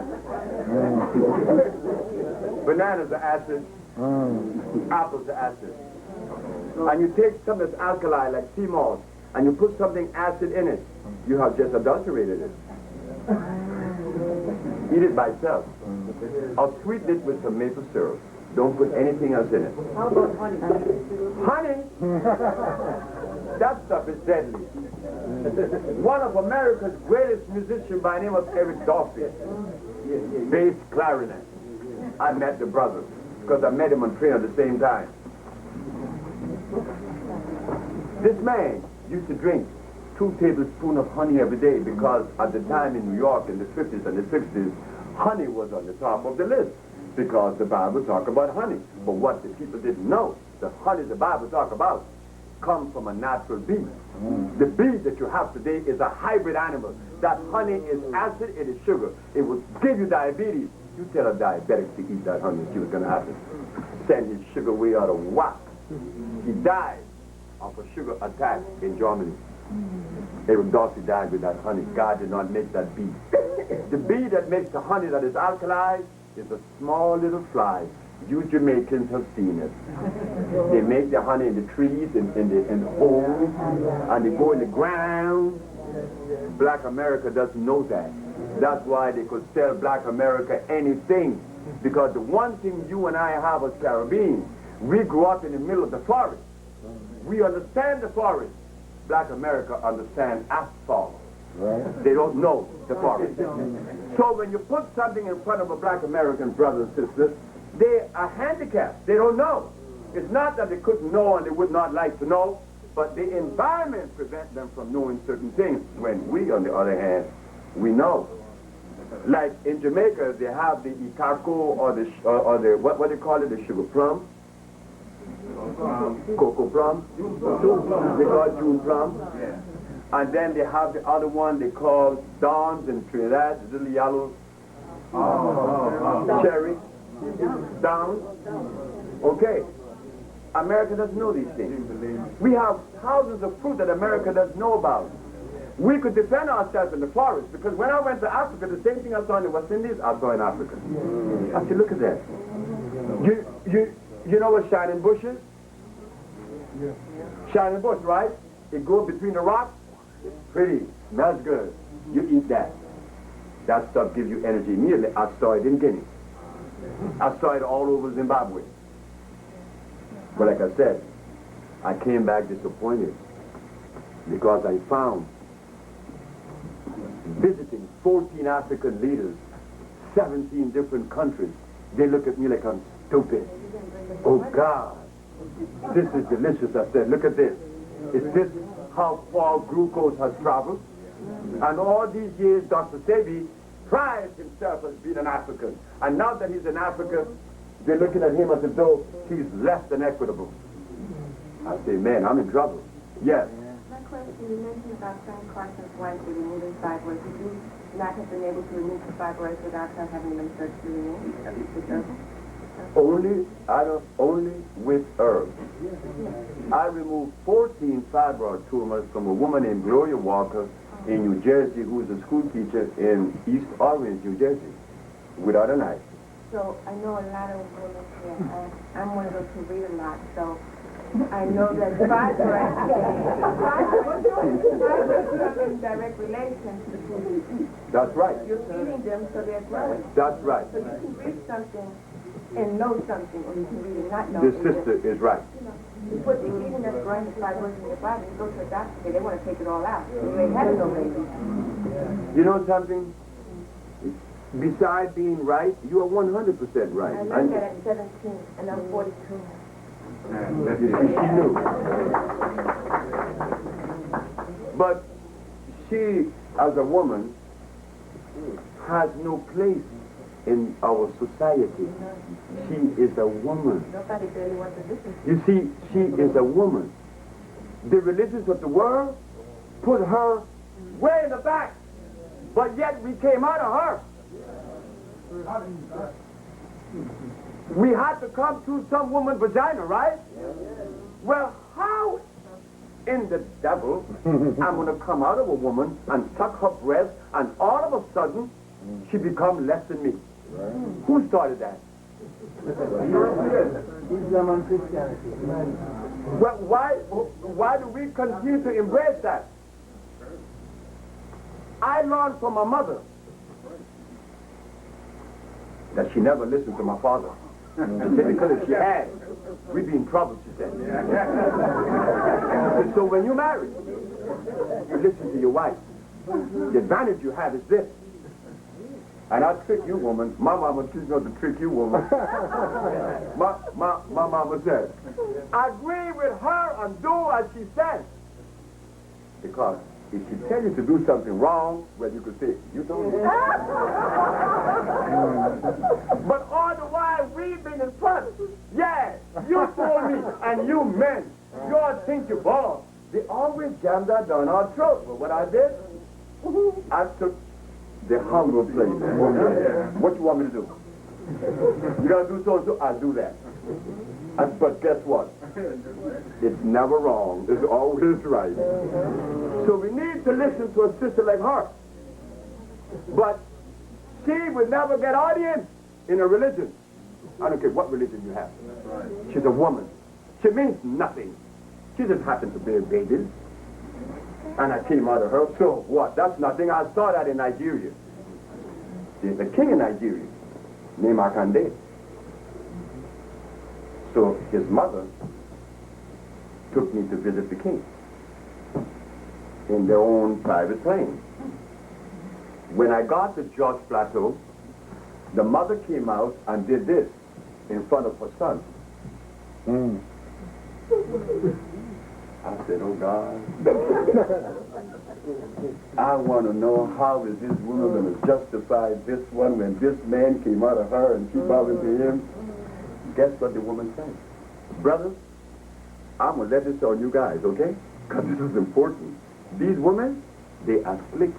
They know, they are smart. They know the truth. Guess what the woman said? When I asked her, I said, Mother Kande, how could Yeli come out of you and you bow into him? Oh, she said, that's easy. You see, you men, you like for your ego to be inflated.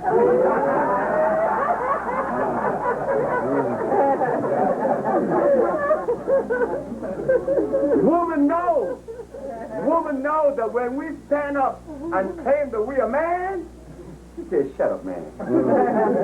You're limited. You came out of me. So how could you be that bad? You see? Women aren't stupid. But we are the ones that continue to use and to obey the philosophy of Europe. Me, I put my woman in front. My woman is better than me. Of course she is. Yes, ma'am. 2 years ago, I had a nervous breakdown. I was diagnosed bipolar. And they put me on a lot of medication, and my body had an adverse effect on it, and I gained 60 pounds. And they kept me in psychiatric ward. That was me. Really? Okay. Oh, yes. I was paranoid, schizophrenic. It was horrible. I couldn't sleep, nothing worked. And then I fought against the grain because they kept instilling fear in me, telling me that for the rest of my life I have to take medication. For the next 80 years, the doctors specifically told me that I was like 80 years. How did you calculate that amount of years? So what I've been doing on my own is weaning myself off the medication gradually, because I've been told that you do it any like fast or anything like that, you can actually get manic again. Yes, true. In increments you do it. Exactly. And I've been looking for a holistic alternative approach, but what I find is that a lot of people claiming to be holistic and having an alternative approach are still very much influenced by the Western philosophy and medicine, that they kind of tend to use some herbs, but they still use chemical bases. So I feel like I am at a war because they're not seeing me. And I'm always being referred to someone that doesn't know my history, that doesn't know me and comprehend what I represent. And I'm having difficulty because I feel like there's a struggle that I constantly go through as a woman of color and as a woman that is being misunderstood on a daily basis. You not only have been misunderstood by the society, by your own brother and your husband and your mate, because we were led to do that. I just woke up about 30 years ago to see the truth. But before that, I was a macho man too. So now, in response to your question, when there is a nervous condition like I had a very bad nerve condition. I was so bad I want to kill my wife. And yet, 27 years later, when I saw the same woman, I was driving on La Brea on Rodeo Road, right on the corner of La Brea and Rodeo Road. I saw her. I said, wow, there's Melba. Let me turn back because she's wearing these thick glasses and she's big. Why didn't I feel to kill her then? Why did I turn the automobile around and park by the McDonald's little establishment and come behind her and said, hi, Melba. She looked around. She said, Fred. I said, yes. She said, I've been hearing about you. How you been? I said, I've been okay. But I came to tell you something. Send our son, because she had 3 babies from me. I said, send Abdul to pick up some medicine for you. Why didn't I feel like killing her then? Can't you see? The food I was eating was undermining my brain. Like she was bipolar, I was bipolar. I was schizophrenic and paranoid. Why am I not that now? Why am I healing now? Because I listen. I'm obedient. There's a man live in this city. He died just recently, Mr. Rogers. I went to visit Mr. Rogers when he was 94 years of age. Mr. Rogers said, I've been hearing about you, and I've been using your iron, and I feel good. I want you to talk to me. We spent 4 hours talking with Mr. Rogers. He's from St. Vincent. He died just a few years ago. Mr. Rogers said, when I was going out the door, he said, Dr. Sebi. I turned back. I said, yes, sir. We talked for about 4 hours. But in the 4 hours that we spoke and dialogue, he said, there was something that came from you that I like so very much. And what is that, sir? You are obedient. Do you know that nobody after that point has said that to me but my grandmother? Obedience is the most beautiful thing. To listen. Learn to listen. Then we've been hearing all kinds of stuff, right? And we don't know how to take out of the maze those things that are good because we've been bombarded. But we haven't been bombarded with that which is African, isn't it? Right.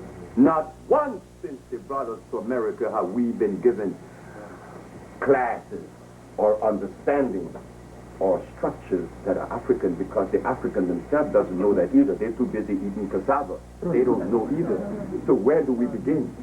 Well, I began by going back before the white man came. I knew there was no rice and beans and hearts and cows in Africa.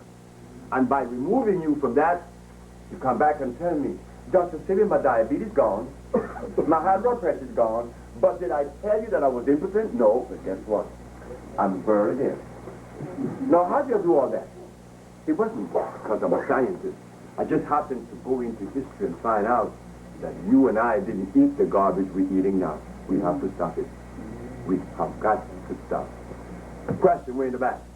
I've always tell people not to feel that milk. For being downfall. I just like you to compound a little bit. On milk. Well, you see, there again, the society tell us not to drink the milk of our mother. I remember 40 years ago, 1960, 1964, Nestle Milk made billions of dollars off of Africa. They send the missionaries, they send the nutritionists, and told the African woman, do not feed your child your breast. Feed your child this Nestle Milk. So all those African leaders in power now, you know what they were red on and red with? Nestle Milk.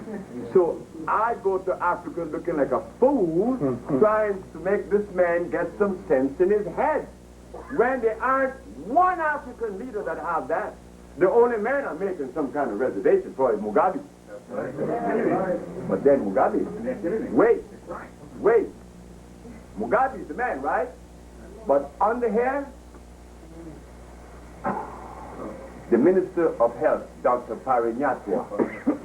I said, Dr. Parinyatwa, I come to help. We have the cure for AIDS. Get out of here. I said, what? You going to tell me that I have no usefulness in the country that I love so very much? Mugabe may be the man, but remember, when you are a leader or a president, you have no control of your senators and your other people. You don't know what they are doing. So Mugabe is all by himself. So right now, the big notice on TV across the screen is that the lost children of Africa is dead. While we were talking and giving praises to Africa, the white man was forever giving us some chemicals, especially the French. The French paralyzed Guinea. 10% of the males in Guinea are paralyzed because of French. Milk of an animal is what they gave us. Animals does not let other animals feed their cubs unless they are from the same gene. But we so-called intelligent people, Homo sapiens, educated professionals, we give our children the milk of a cow. But the milk of the woman, which is comparable with us, that nourishes ourselves because it is compatible. Not an animal. How could I be compatible with an animal?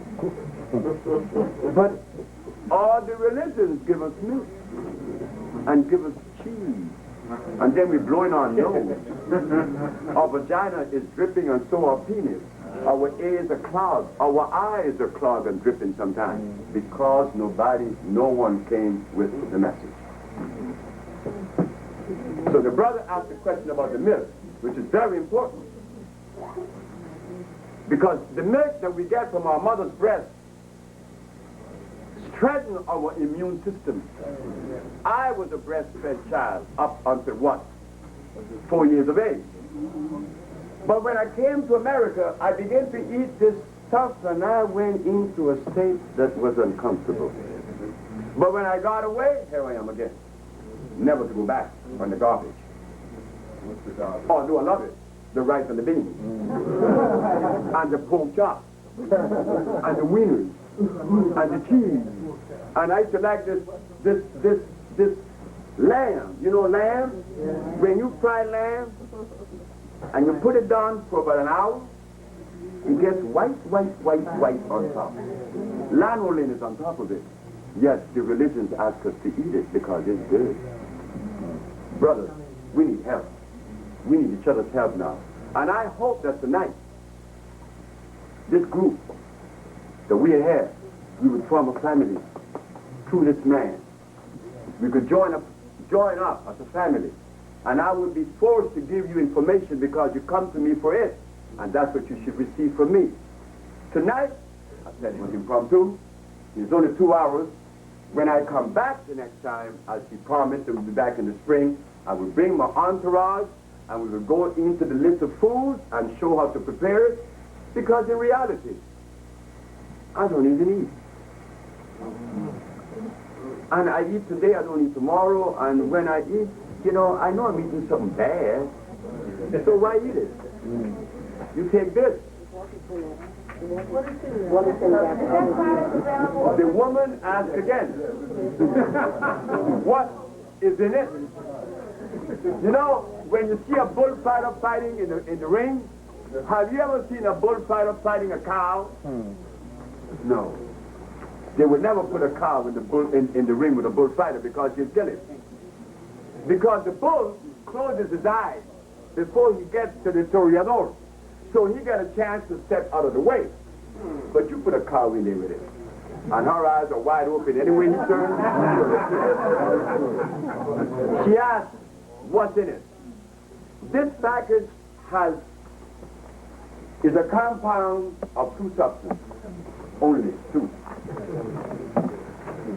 And how I thought about this was with the aid of my wife. She said, you always say that oxygen is a cell proliferant. I said, yes. Oxygen is the real food. You could eat the best food in the world and hold your nose in your mouth for 2 minutes, what happens? You're dead. Telling us that the cells need what? Oxygen.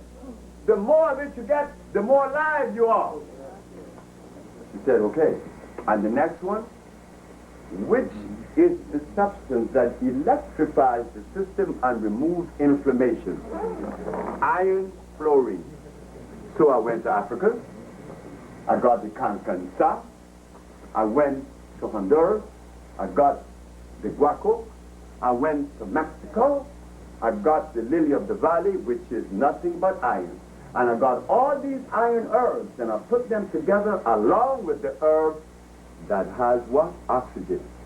And if you believe that herb does not trap oxygen, well, you got another guest coming. When I come back to New York, I'm going to bring the herb, and I'll put it in a glass of water. And as the herb goes down, you will see oxygen coming from the herb. There is another herb that has oxygen. It's the marula. It has so much oxygen that it owns the water. So when you combine these herbs, oxygen and iron, you come up with the viento. And when you take it, the first thing you're going to feel is that you're going to sleep like a baby. You're going to have energy. This Venezuelan man came to throw away the trash from the house about 2 months ago, and I gave him some. I said, take this with you, young man. He came back next year and said, my wife loves you.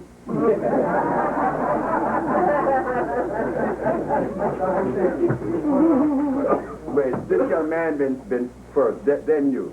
Or you first, then the young man, yes. One topic I've never heard you address before, and I've heard a lot of nutritionists speak upon it, is the silver fillings in our mouth. It was very toxic.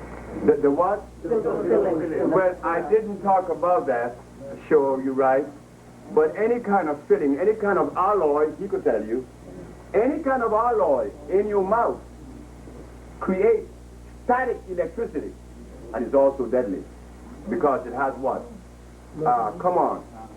The byproduct of the stuff is what? Mercury? No. No, not mercury. Lead. Lead, zinc, Tartaric acid. It's bad for you. Wait. Yes. One of the things I know is a lot of older people as well as some younger people, one of the things that's been plaguing the black community is prostate cancer. Oh, yes. Oh, most definitely. Jamaica especially. Jamaica has the highest incidence of prostate inflammation. So is Guinea. But they both eat bami, cassava, rice. Rice, that white rice. That white rice tastes good in the mouth. Especially with some gravy on it. I love my gravy and my rice. I don't eat it now, but I used to love rice. And rice is cyanide and a lot of sugar. In fact, I'm coming to you, young man. I went to Russia, you know, in 1970. I went there because I wanted to understand how could this man, Ivan Petrovich Pavlov, control and condition a dog with words. That wasn't true. You do not condition anyone with words. That's impossible. Who? That's right. The milk that the dog was drinking every day, that he salivated himself to death, what was in the milk? Glucose, sugar. The same thing in cigarettes. That's why you become addicted to cigarette. Why? sugar is in cigarettes. And when you eat sugar, it's worse than cocaine. You can't leave it. Oh, I gotta have my little piece of cake.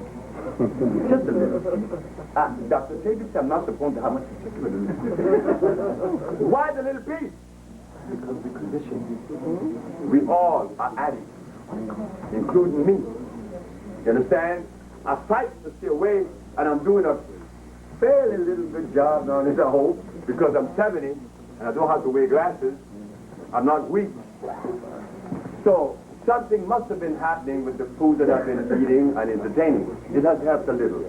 The brother over there. Yes, Dr. Sebi, I want to explain. First of all, I'd like to say thank you for sharing your welcome information with all of us here in the community. What you deserve it. Thank you very much. You deserve it, brother. I'm glad I found it. Yeah, I've been looking for you for a while too. That's good. I finally get the contact and connect with you, which is good. My question goes to you. It seems that you bring to the people the difference between cooking the food and eating it natural raw like it was meant to be. No difference. In fact, it could be worse. The philosophy is, if I eat something raw, I will get all the enzymes. Right? What are enzymes?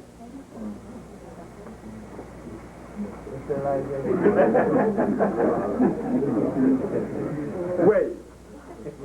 The philosophy is, if you eat something raw, you're getting all of the vitamins. And the enzymes out of it. That's what you say, right? Well, guess what? When you eat carrots raw, you're eating raw starch. Whether you cook it or not, it's poison. But on the other hand, if you get something natural and you eat it raw, you get energy. You cook it, you get energy. You burn it to an ash, and you grind it to powder, black carbon. You get the same amount of energy. Because something natural never dies. It just changes form, but the energy is there. So, brother, we dropped the philosophy of raw and cooked. Because all of my iron, the iron that I make to reverse sickle cell, the herbs are cooked. And how come they work? Because they are natural. If it's unnatural, it doesn't matter if you eat it raw or cooked. Yes, ma'am. And then, yes, this young lady. I used to go to the Ulster Herbal Institute when we were in Brooklyn on Fulton. Yes. And you used to have a food combining chart and a lot of products. Yes. And I've been looking for you for a long time because I want to get those products in the combining chart. Now that you're in, Honduras, how would I go about doing it? No, I'm not in Honduras. Oh. I'm back in the United States. Oh, I never was in Honduras. I only went to Honduras to build a village. okay. Because my wife and I wanted to build a village where black people could go and heal because there are thermal waters there. But the government of Honduras is showing me a little bit of attitude because I made a mistake. I didn't realize how much I was offending the government of Honduras because Honduras is a Spanish country. It isn't like Trinidad or Jamaica. I wish I was living or came or was born in a black country. I was born in a Spanish country. And I don't think that black people are loved that much in a black country. And I bought a brand new car and they put a gun to my head. I bought another car, they put another gun to my head, and they stole both brand new cars. When I come to find out, it was the government that was doing it. And then there are people that came and robbed the place. There were people from the government. I told my wife, I said, look, just sell this place and get out of this place. But she is reluctant and resistant. She always resisted me. And now she finds herself wanting to leave. So, the question was, how get in touch with us? Well, you will, because Trevor Ford is hanging out. And I'm working with the brother. He's my contact hand. By the way, those 6 pieces of paper you have the contact number in it. That's why I'm passing it out. If you didn't get one, get one. Anyone has the number on it to contact me for the product. We need one about This is why I brought this. I brought this product to sell tonight, if you all are interested. Because this product, it would take less than 24 hours. In fact, after you take this thing, I give you 1.5 hours. And you're going to be different. You're going to feel the energy. Because it is oxygen and iron, and they assimilate fast. This thing works immediately. When people come to our center in Los Angeles, Tanisha played tricks on folks. She would ask them, have you had the viento? No. She would give them 3 with a glass of water. In an hour, they run back. You see, what was that you gave me? I want some. I put my life on this. Yes, sir. The cause of AIDS? Not of my opinion. I do not oppose anyone my opinion. Because my opinion may be off base. And I don't want you to be off base. I want to come with the truth. The cause of AIDS is the cause of diabetes, is the cause of sickle cell, is the cause of leukemia, is the cause of every disease. Some people are of the opinion that it was made and it was brought about through a chemical. That may very well be true, because they are chemicals that would kill you in 2 minutes or 1 minute. Just put your, if I take and put you in a cyanide chamber, you know a gas chamber? Well, isn't that cyanide and arsenic? Sulfuric acid and cyanide? And it kills you in 2 seconds, right? Okay. So if I take another chemical that is less deleterious, then it may kill you in 4 years, in 2 years, in 1 year, breaking down the mucous membrane. But to break down the mucous membrane in the skin, the blood, and the lymphatic system, which makes up the immunological system, it could be food or a chemical. You're welcome. My job is to cure it. Last question. The lady, okay, I'm going to have 2 or 3 more. Yes. I was thinking, my name is Melba, by the way, and I am overweight, and I'm looking forward to taking the medicine. I mean, the herb. Yes, ma'am. I was talking to a friend of mine who's a pharmacist, and she was saying that what she was talking about is called the Venom theory, where there's no salt balance, and that we lost 2 enzymes when we came to America. And and I was thinking about how I feel when people go on TV and they say that this disease is more superior to Africa, and how badly that made me feel. That I was singled out for this, and I'm really happy that you've given us this information, because it makes you feel almost like inferior when you're someplace taking something and using something that's not that everybody else is using and not getting sick like you are at the rate. There's a reason why we continue to manifest this high degree of disease. Remember, when it took us away from our mother, they took us away from our breast. The food that was made for us, specifically for us, was no longer in our mouth. You see? You're right. But losing the 2 enzymes, what enzymes? Aldosterone or something like that? Sisters, the body is made up of 102 minerals. Iron, calcium, phosphorus, carbon, and all the rest of the minerals on the planet. All this chemical that she's talking about, the body doesn't know about that. Yes. I would like to ask a question. Wait, hold 1 second. Usha. Where's Usha? Where is Zave? Usha and Zave? Come up here, please. Those are my daughters.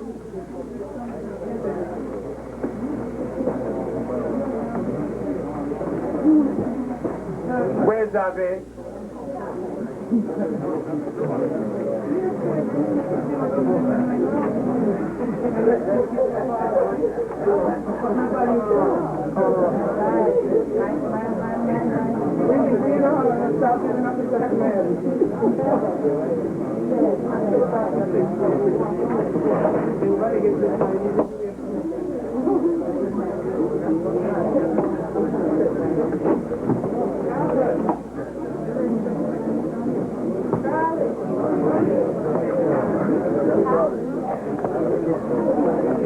Oh, sure, of course.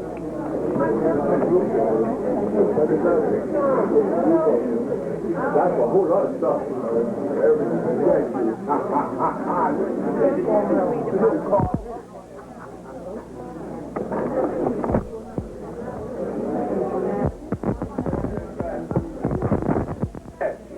Just a little bit here. Cool down a little.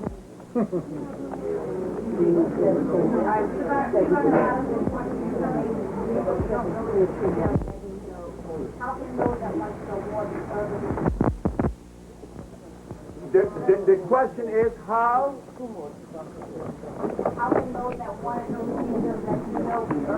Oh, that's good because we are looking to train brothers. Don't get angry at me here. But the only person that is the only gender is being trained to carry on are females. Yes, only females. The reason for that is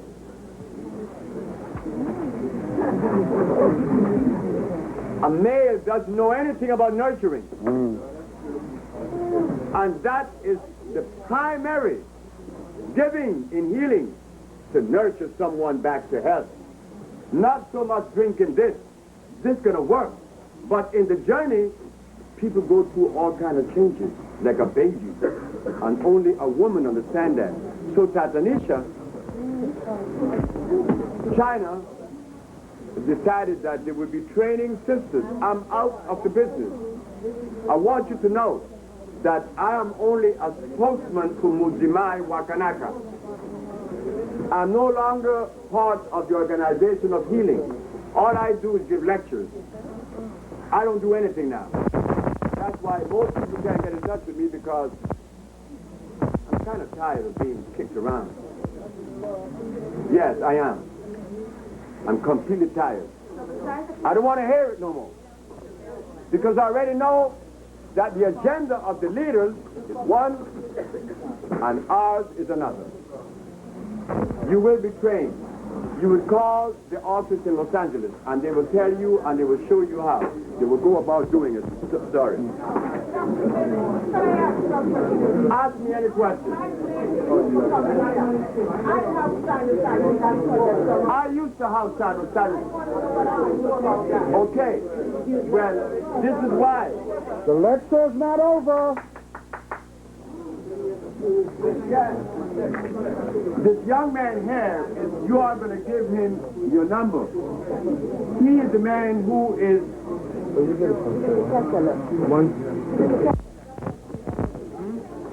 When the mucous membrane in the nasal passage have been offended or compromised, we have to remove the inflammation and strengthen the elastic fibers. Yes, we could do that for you. But you have to give this man here.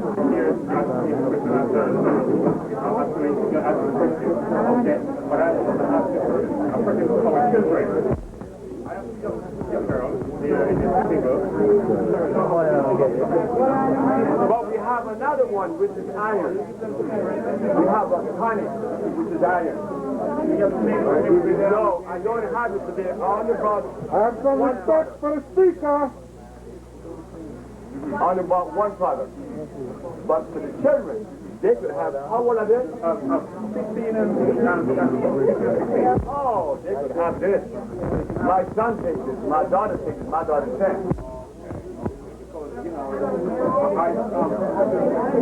days. No, for grown-ups, the dosing... Silence! Please! Damn. Come on, man. The dosage is 3 in the morning. That's it. And some days, you're going to skip. You're going to have so much energy. 3 in the morning. Trust me, because my neck is on the line.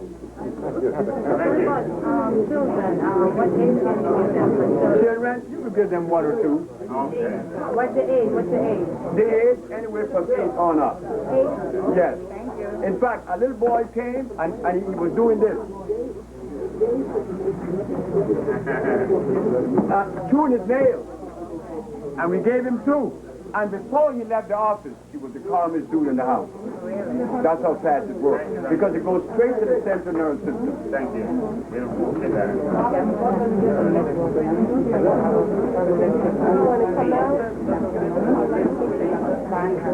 Please, sir. Yes, sir.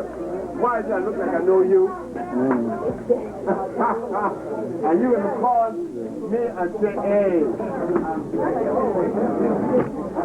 Thank you. Where you from? No, jodas. Yo viví en Puerto Rico, hombre. Ah, Río Piedras. Hondureño. ¿De qué parte? Utila? What you mean if I know you, Utila? Man, you know, sir. Yeah, that's right.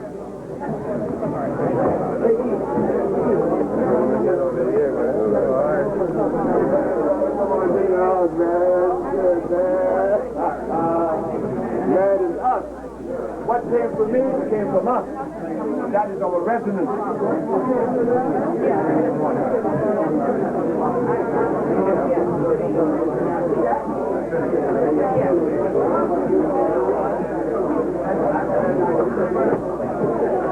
Remember what I said?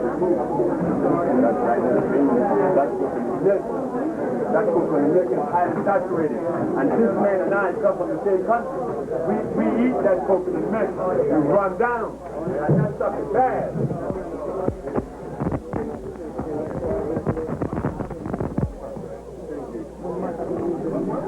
I hear you. You already see my coat? Okay, that's cool, that's cool.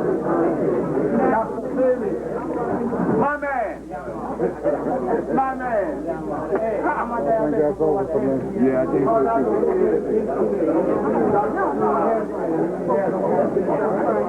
Man from Atlanta, Georgia. Twin fella. He was diabetic for 23 years. He came to me and said, how long would it take for my diabetes to leave? I said 10 days. He came back and said, All right. get rid of that. What do you use for the diabetes? Well, that's a therapy different than this. But that would be talking to you will be told.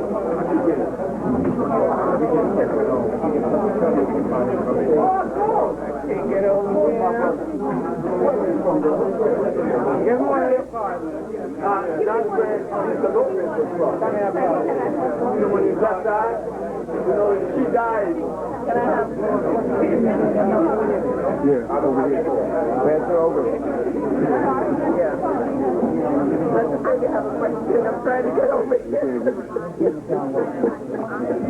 Come on. All right. I have removed people from the dialysis. Not in but it's under the success. The only people dialysis patients, they love meat. When they come off that machine, they're hungry because they didn't wash out all the areas on the blood. When the liver started again sometimes, show. And sometimes a slight 5 pounds. Show. We killed that too. Well, you have to call the office. It's on the bottom. That's all right. Gracias, hombre. Coño. Mírale. Oh, okay. Por favor, hombre. Y que me llamen. Tú me lo traes a la mujer.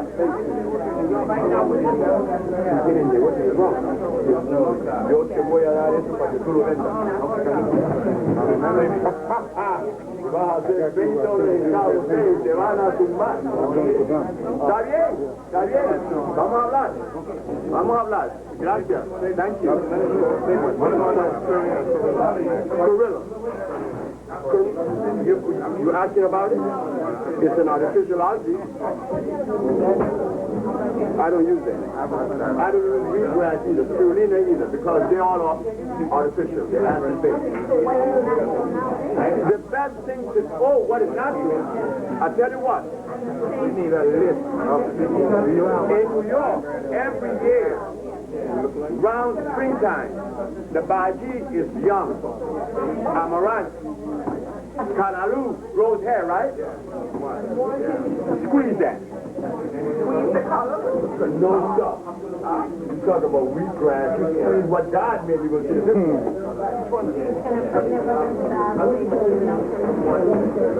Sure. My mother did it. But I would recommend that you take iron. Oh, yes. Oh, yes. Now, of course, I made that to cover cavities. Yes. I drink that. The product. In the morning, I didn't take any today because travel had me all busy. And I still have the energy. And I didn't feel that. Is it 3 in the morning? I agree. We have a list, but you have to get that when you begin the therapeutical package. They give that to you. But once we open the center here that we have seen that we will do, we will open, you will get all of that. This is just a quick visit. I'm gone tomorrow. Oh, but that's nothing. Raymond Williams. Anybody here know who Raymond Williams is? Anybody know who the brother that made Coolie High, the movie? What is his name?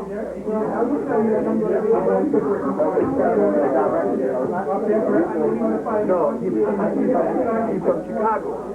I know the brother, can't call his name. He brought Raymond Williams. Raymond was bleeding from his anus for 4 years. Guess what? He took my compound, he was bleeding more. But the bleeding came to bigger than this. In fact, we have a video. And we will share with you when I come back, or maybe before. But Trevor going to tell you because he's the one arranging in my own house. That's the man over there. Yes, sir. Okay. The cleanser, when that's in the package that we're going to put together, Trevor is going to be the one.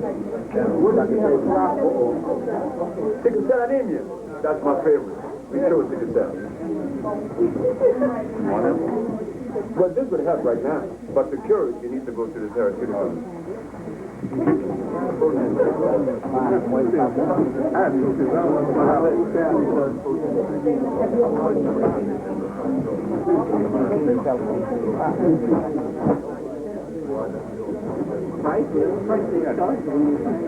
Well, Sebi, have you had food in your life?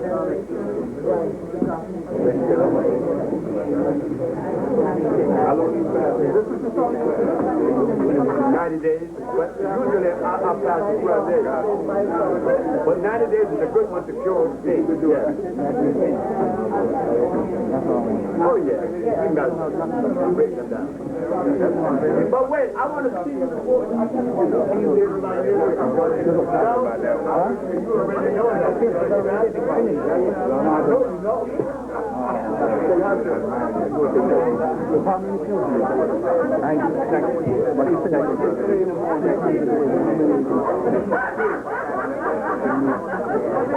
Who eat every morning?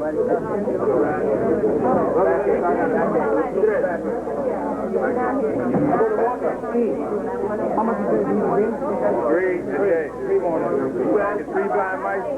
3 a day. You know, I would like you to call the number because talk to my wife. She would like to do that better than I do. Please.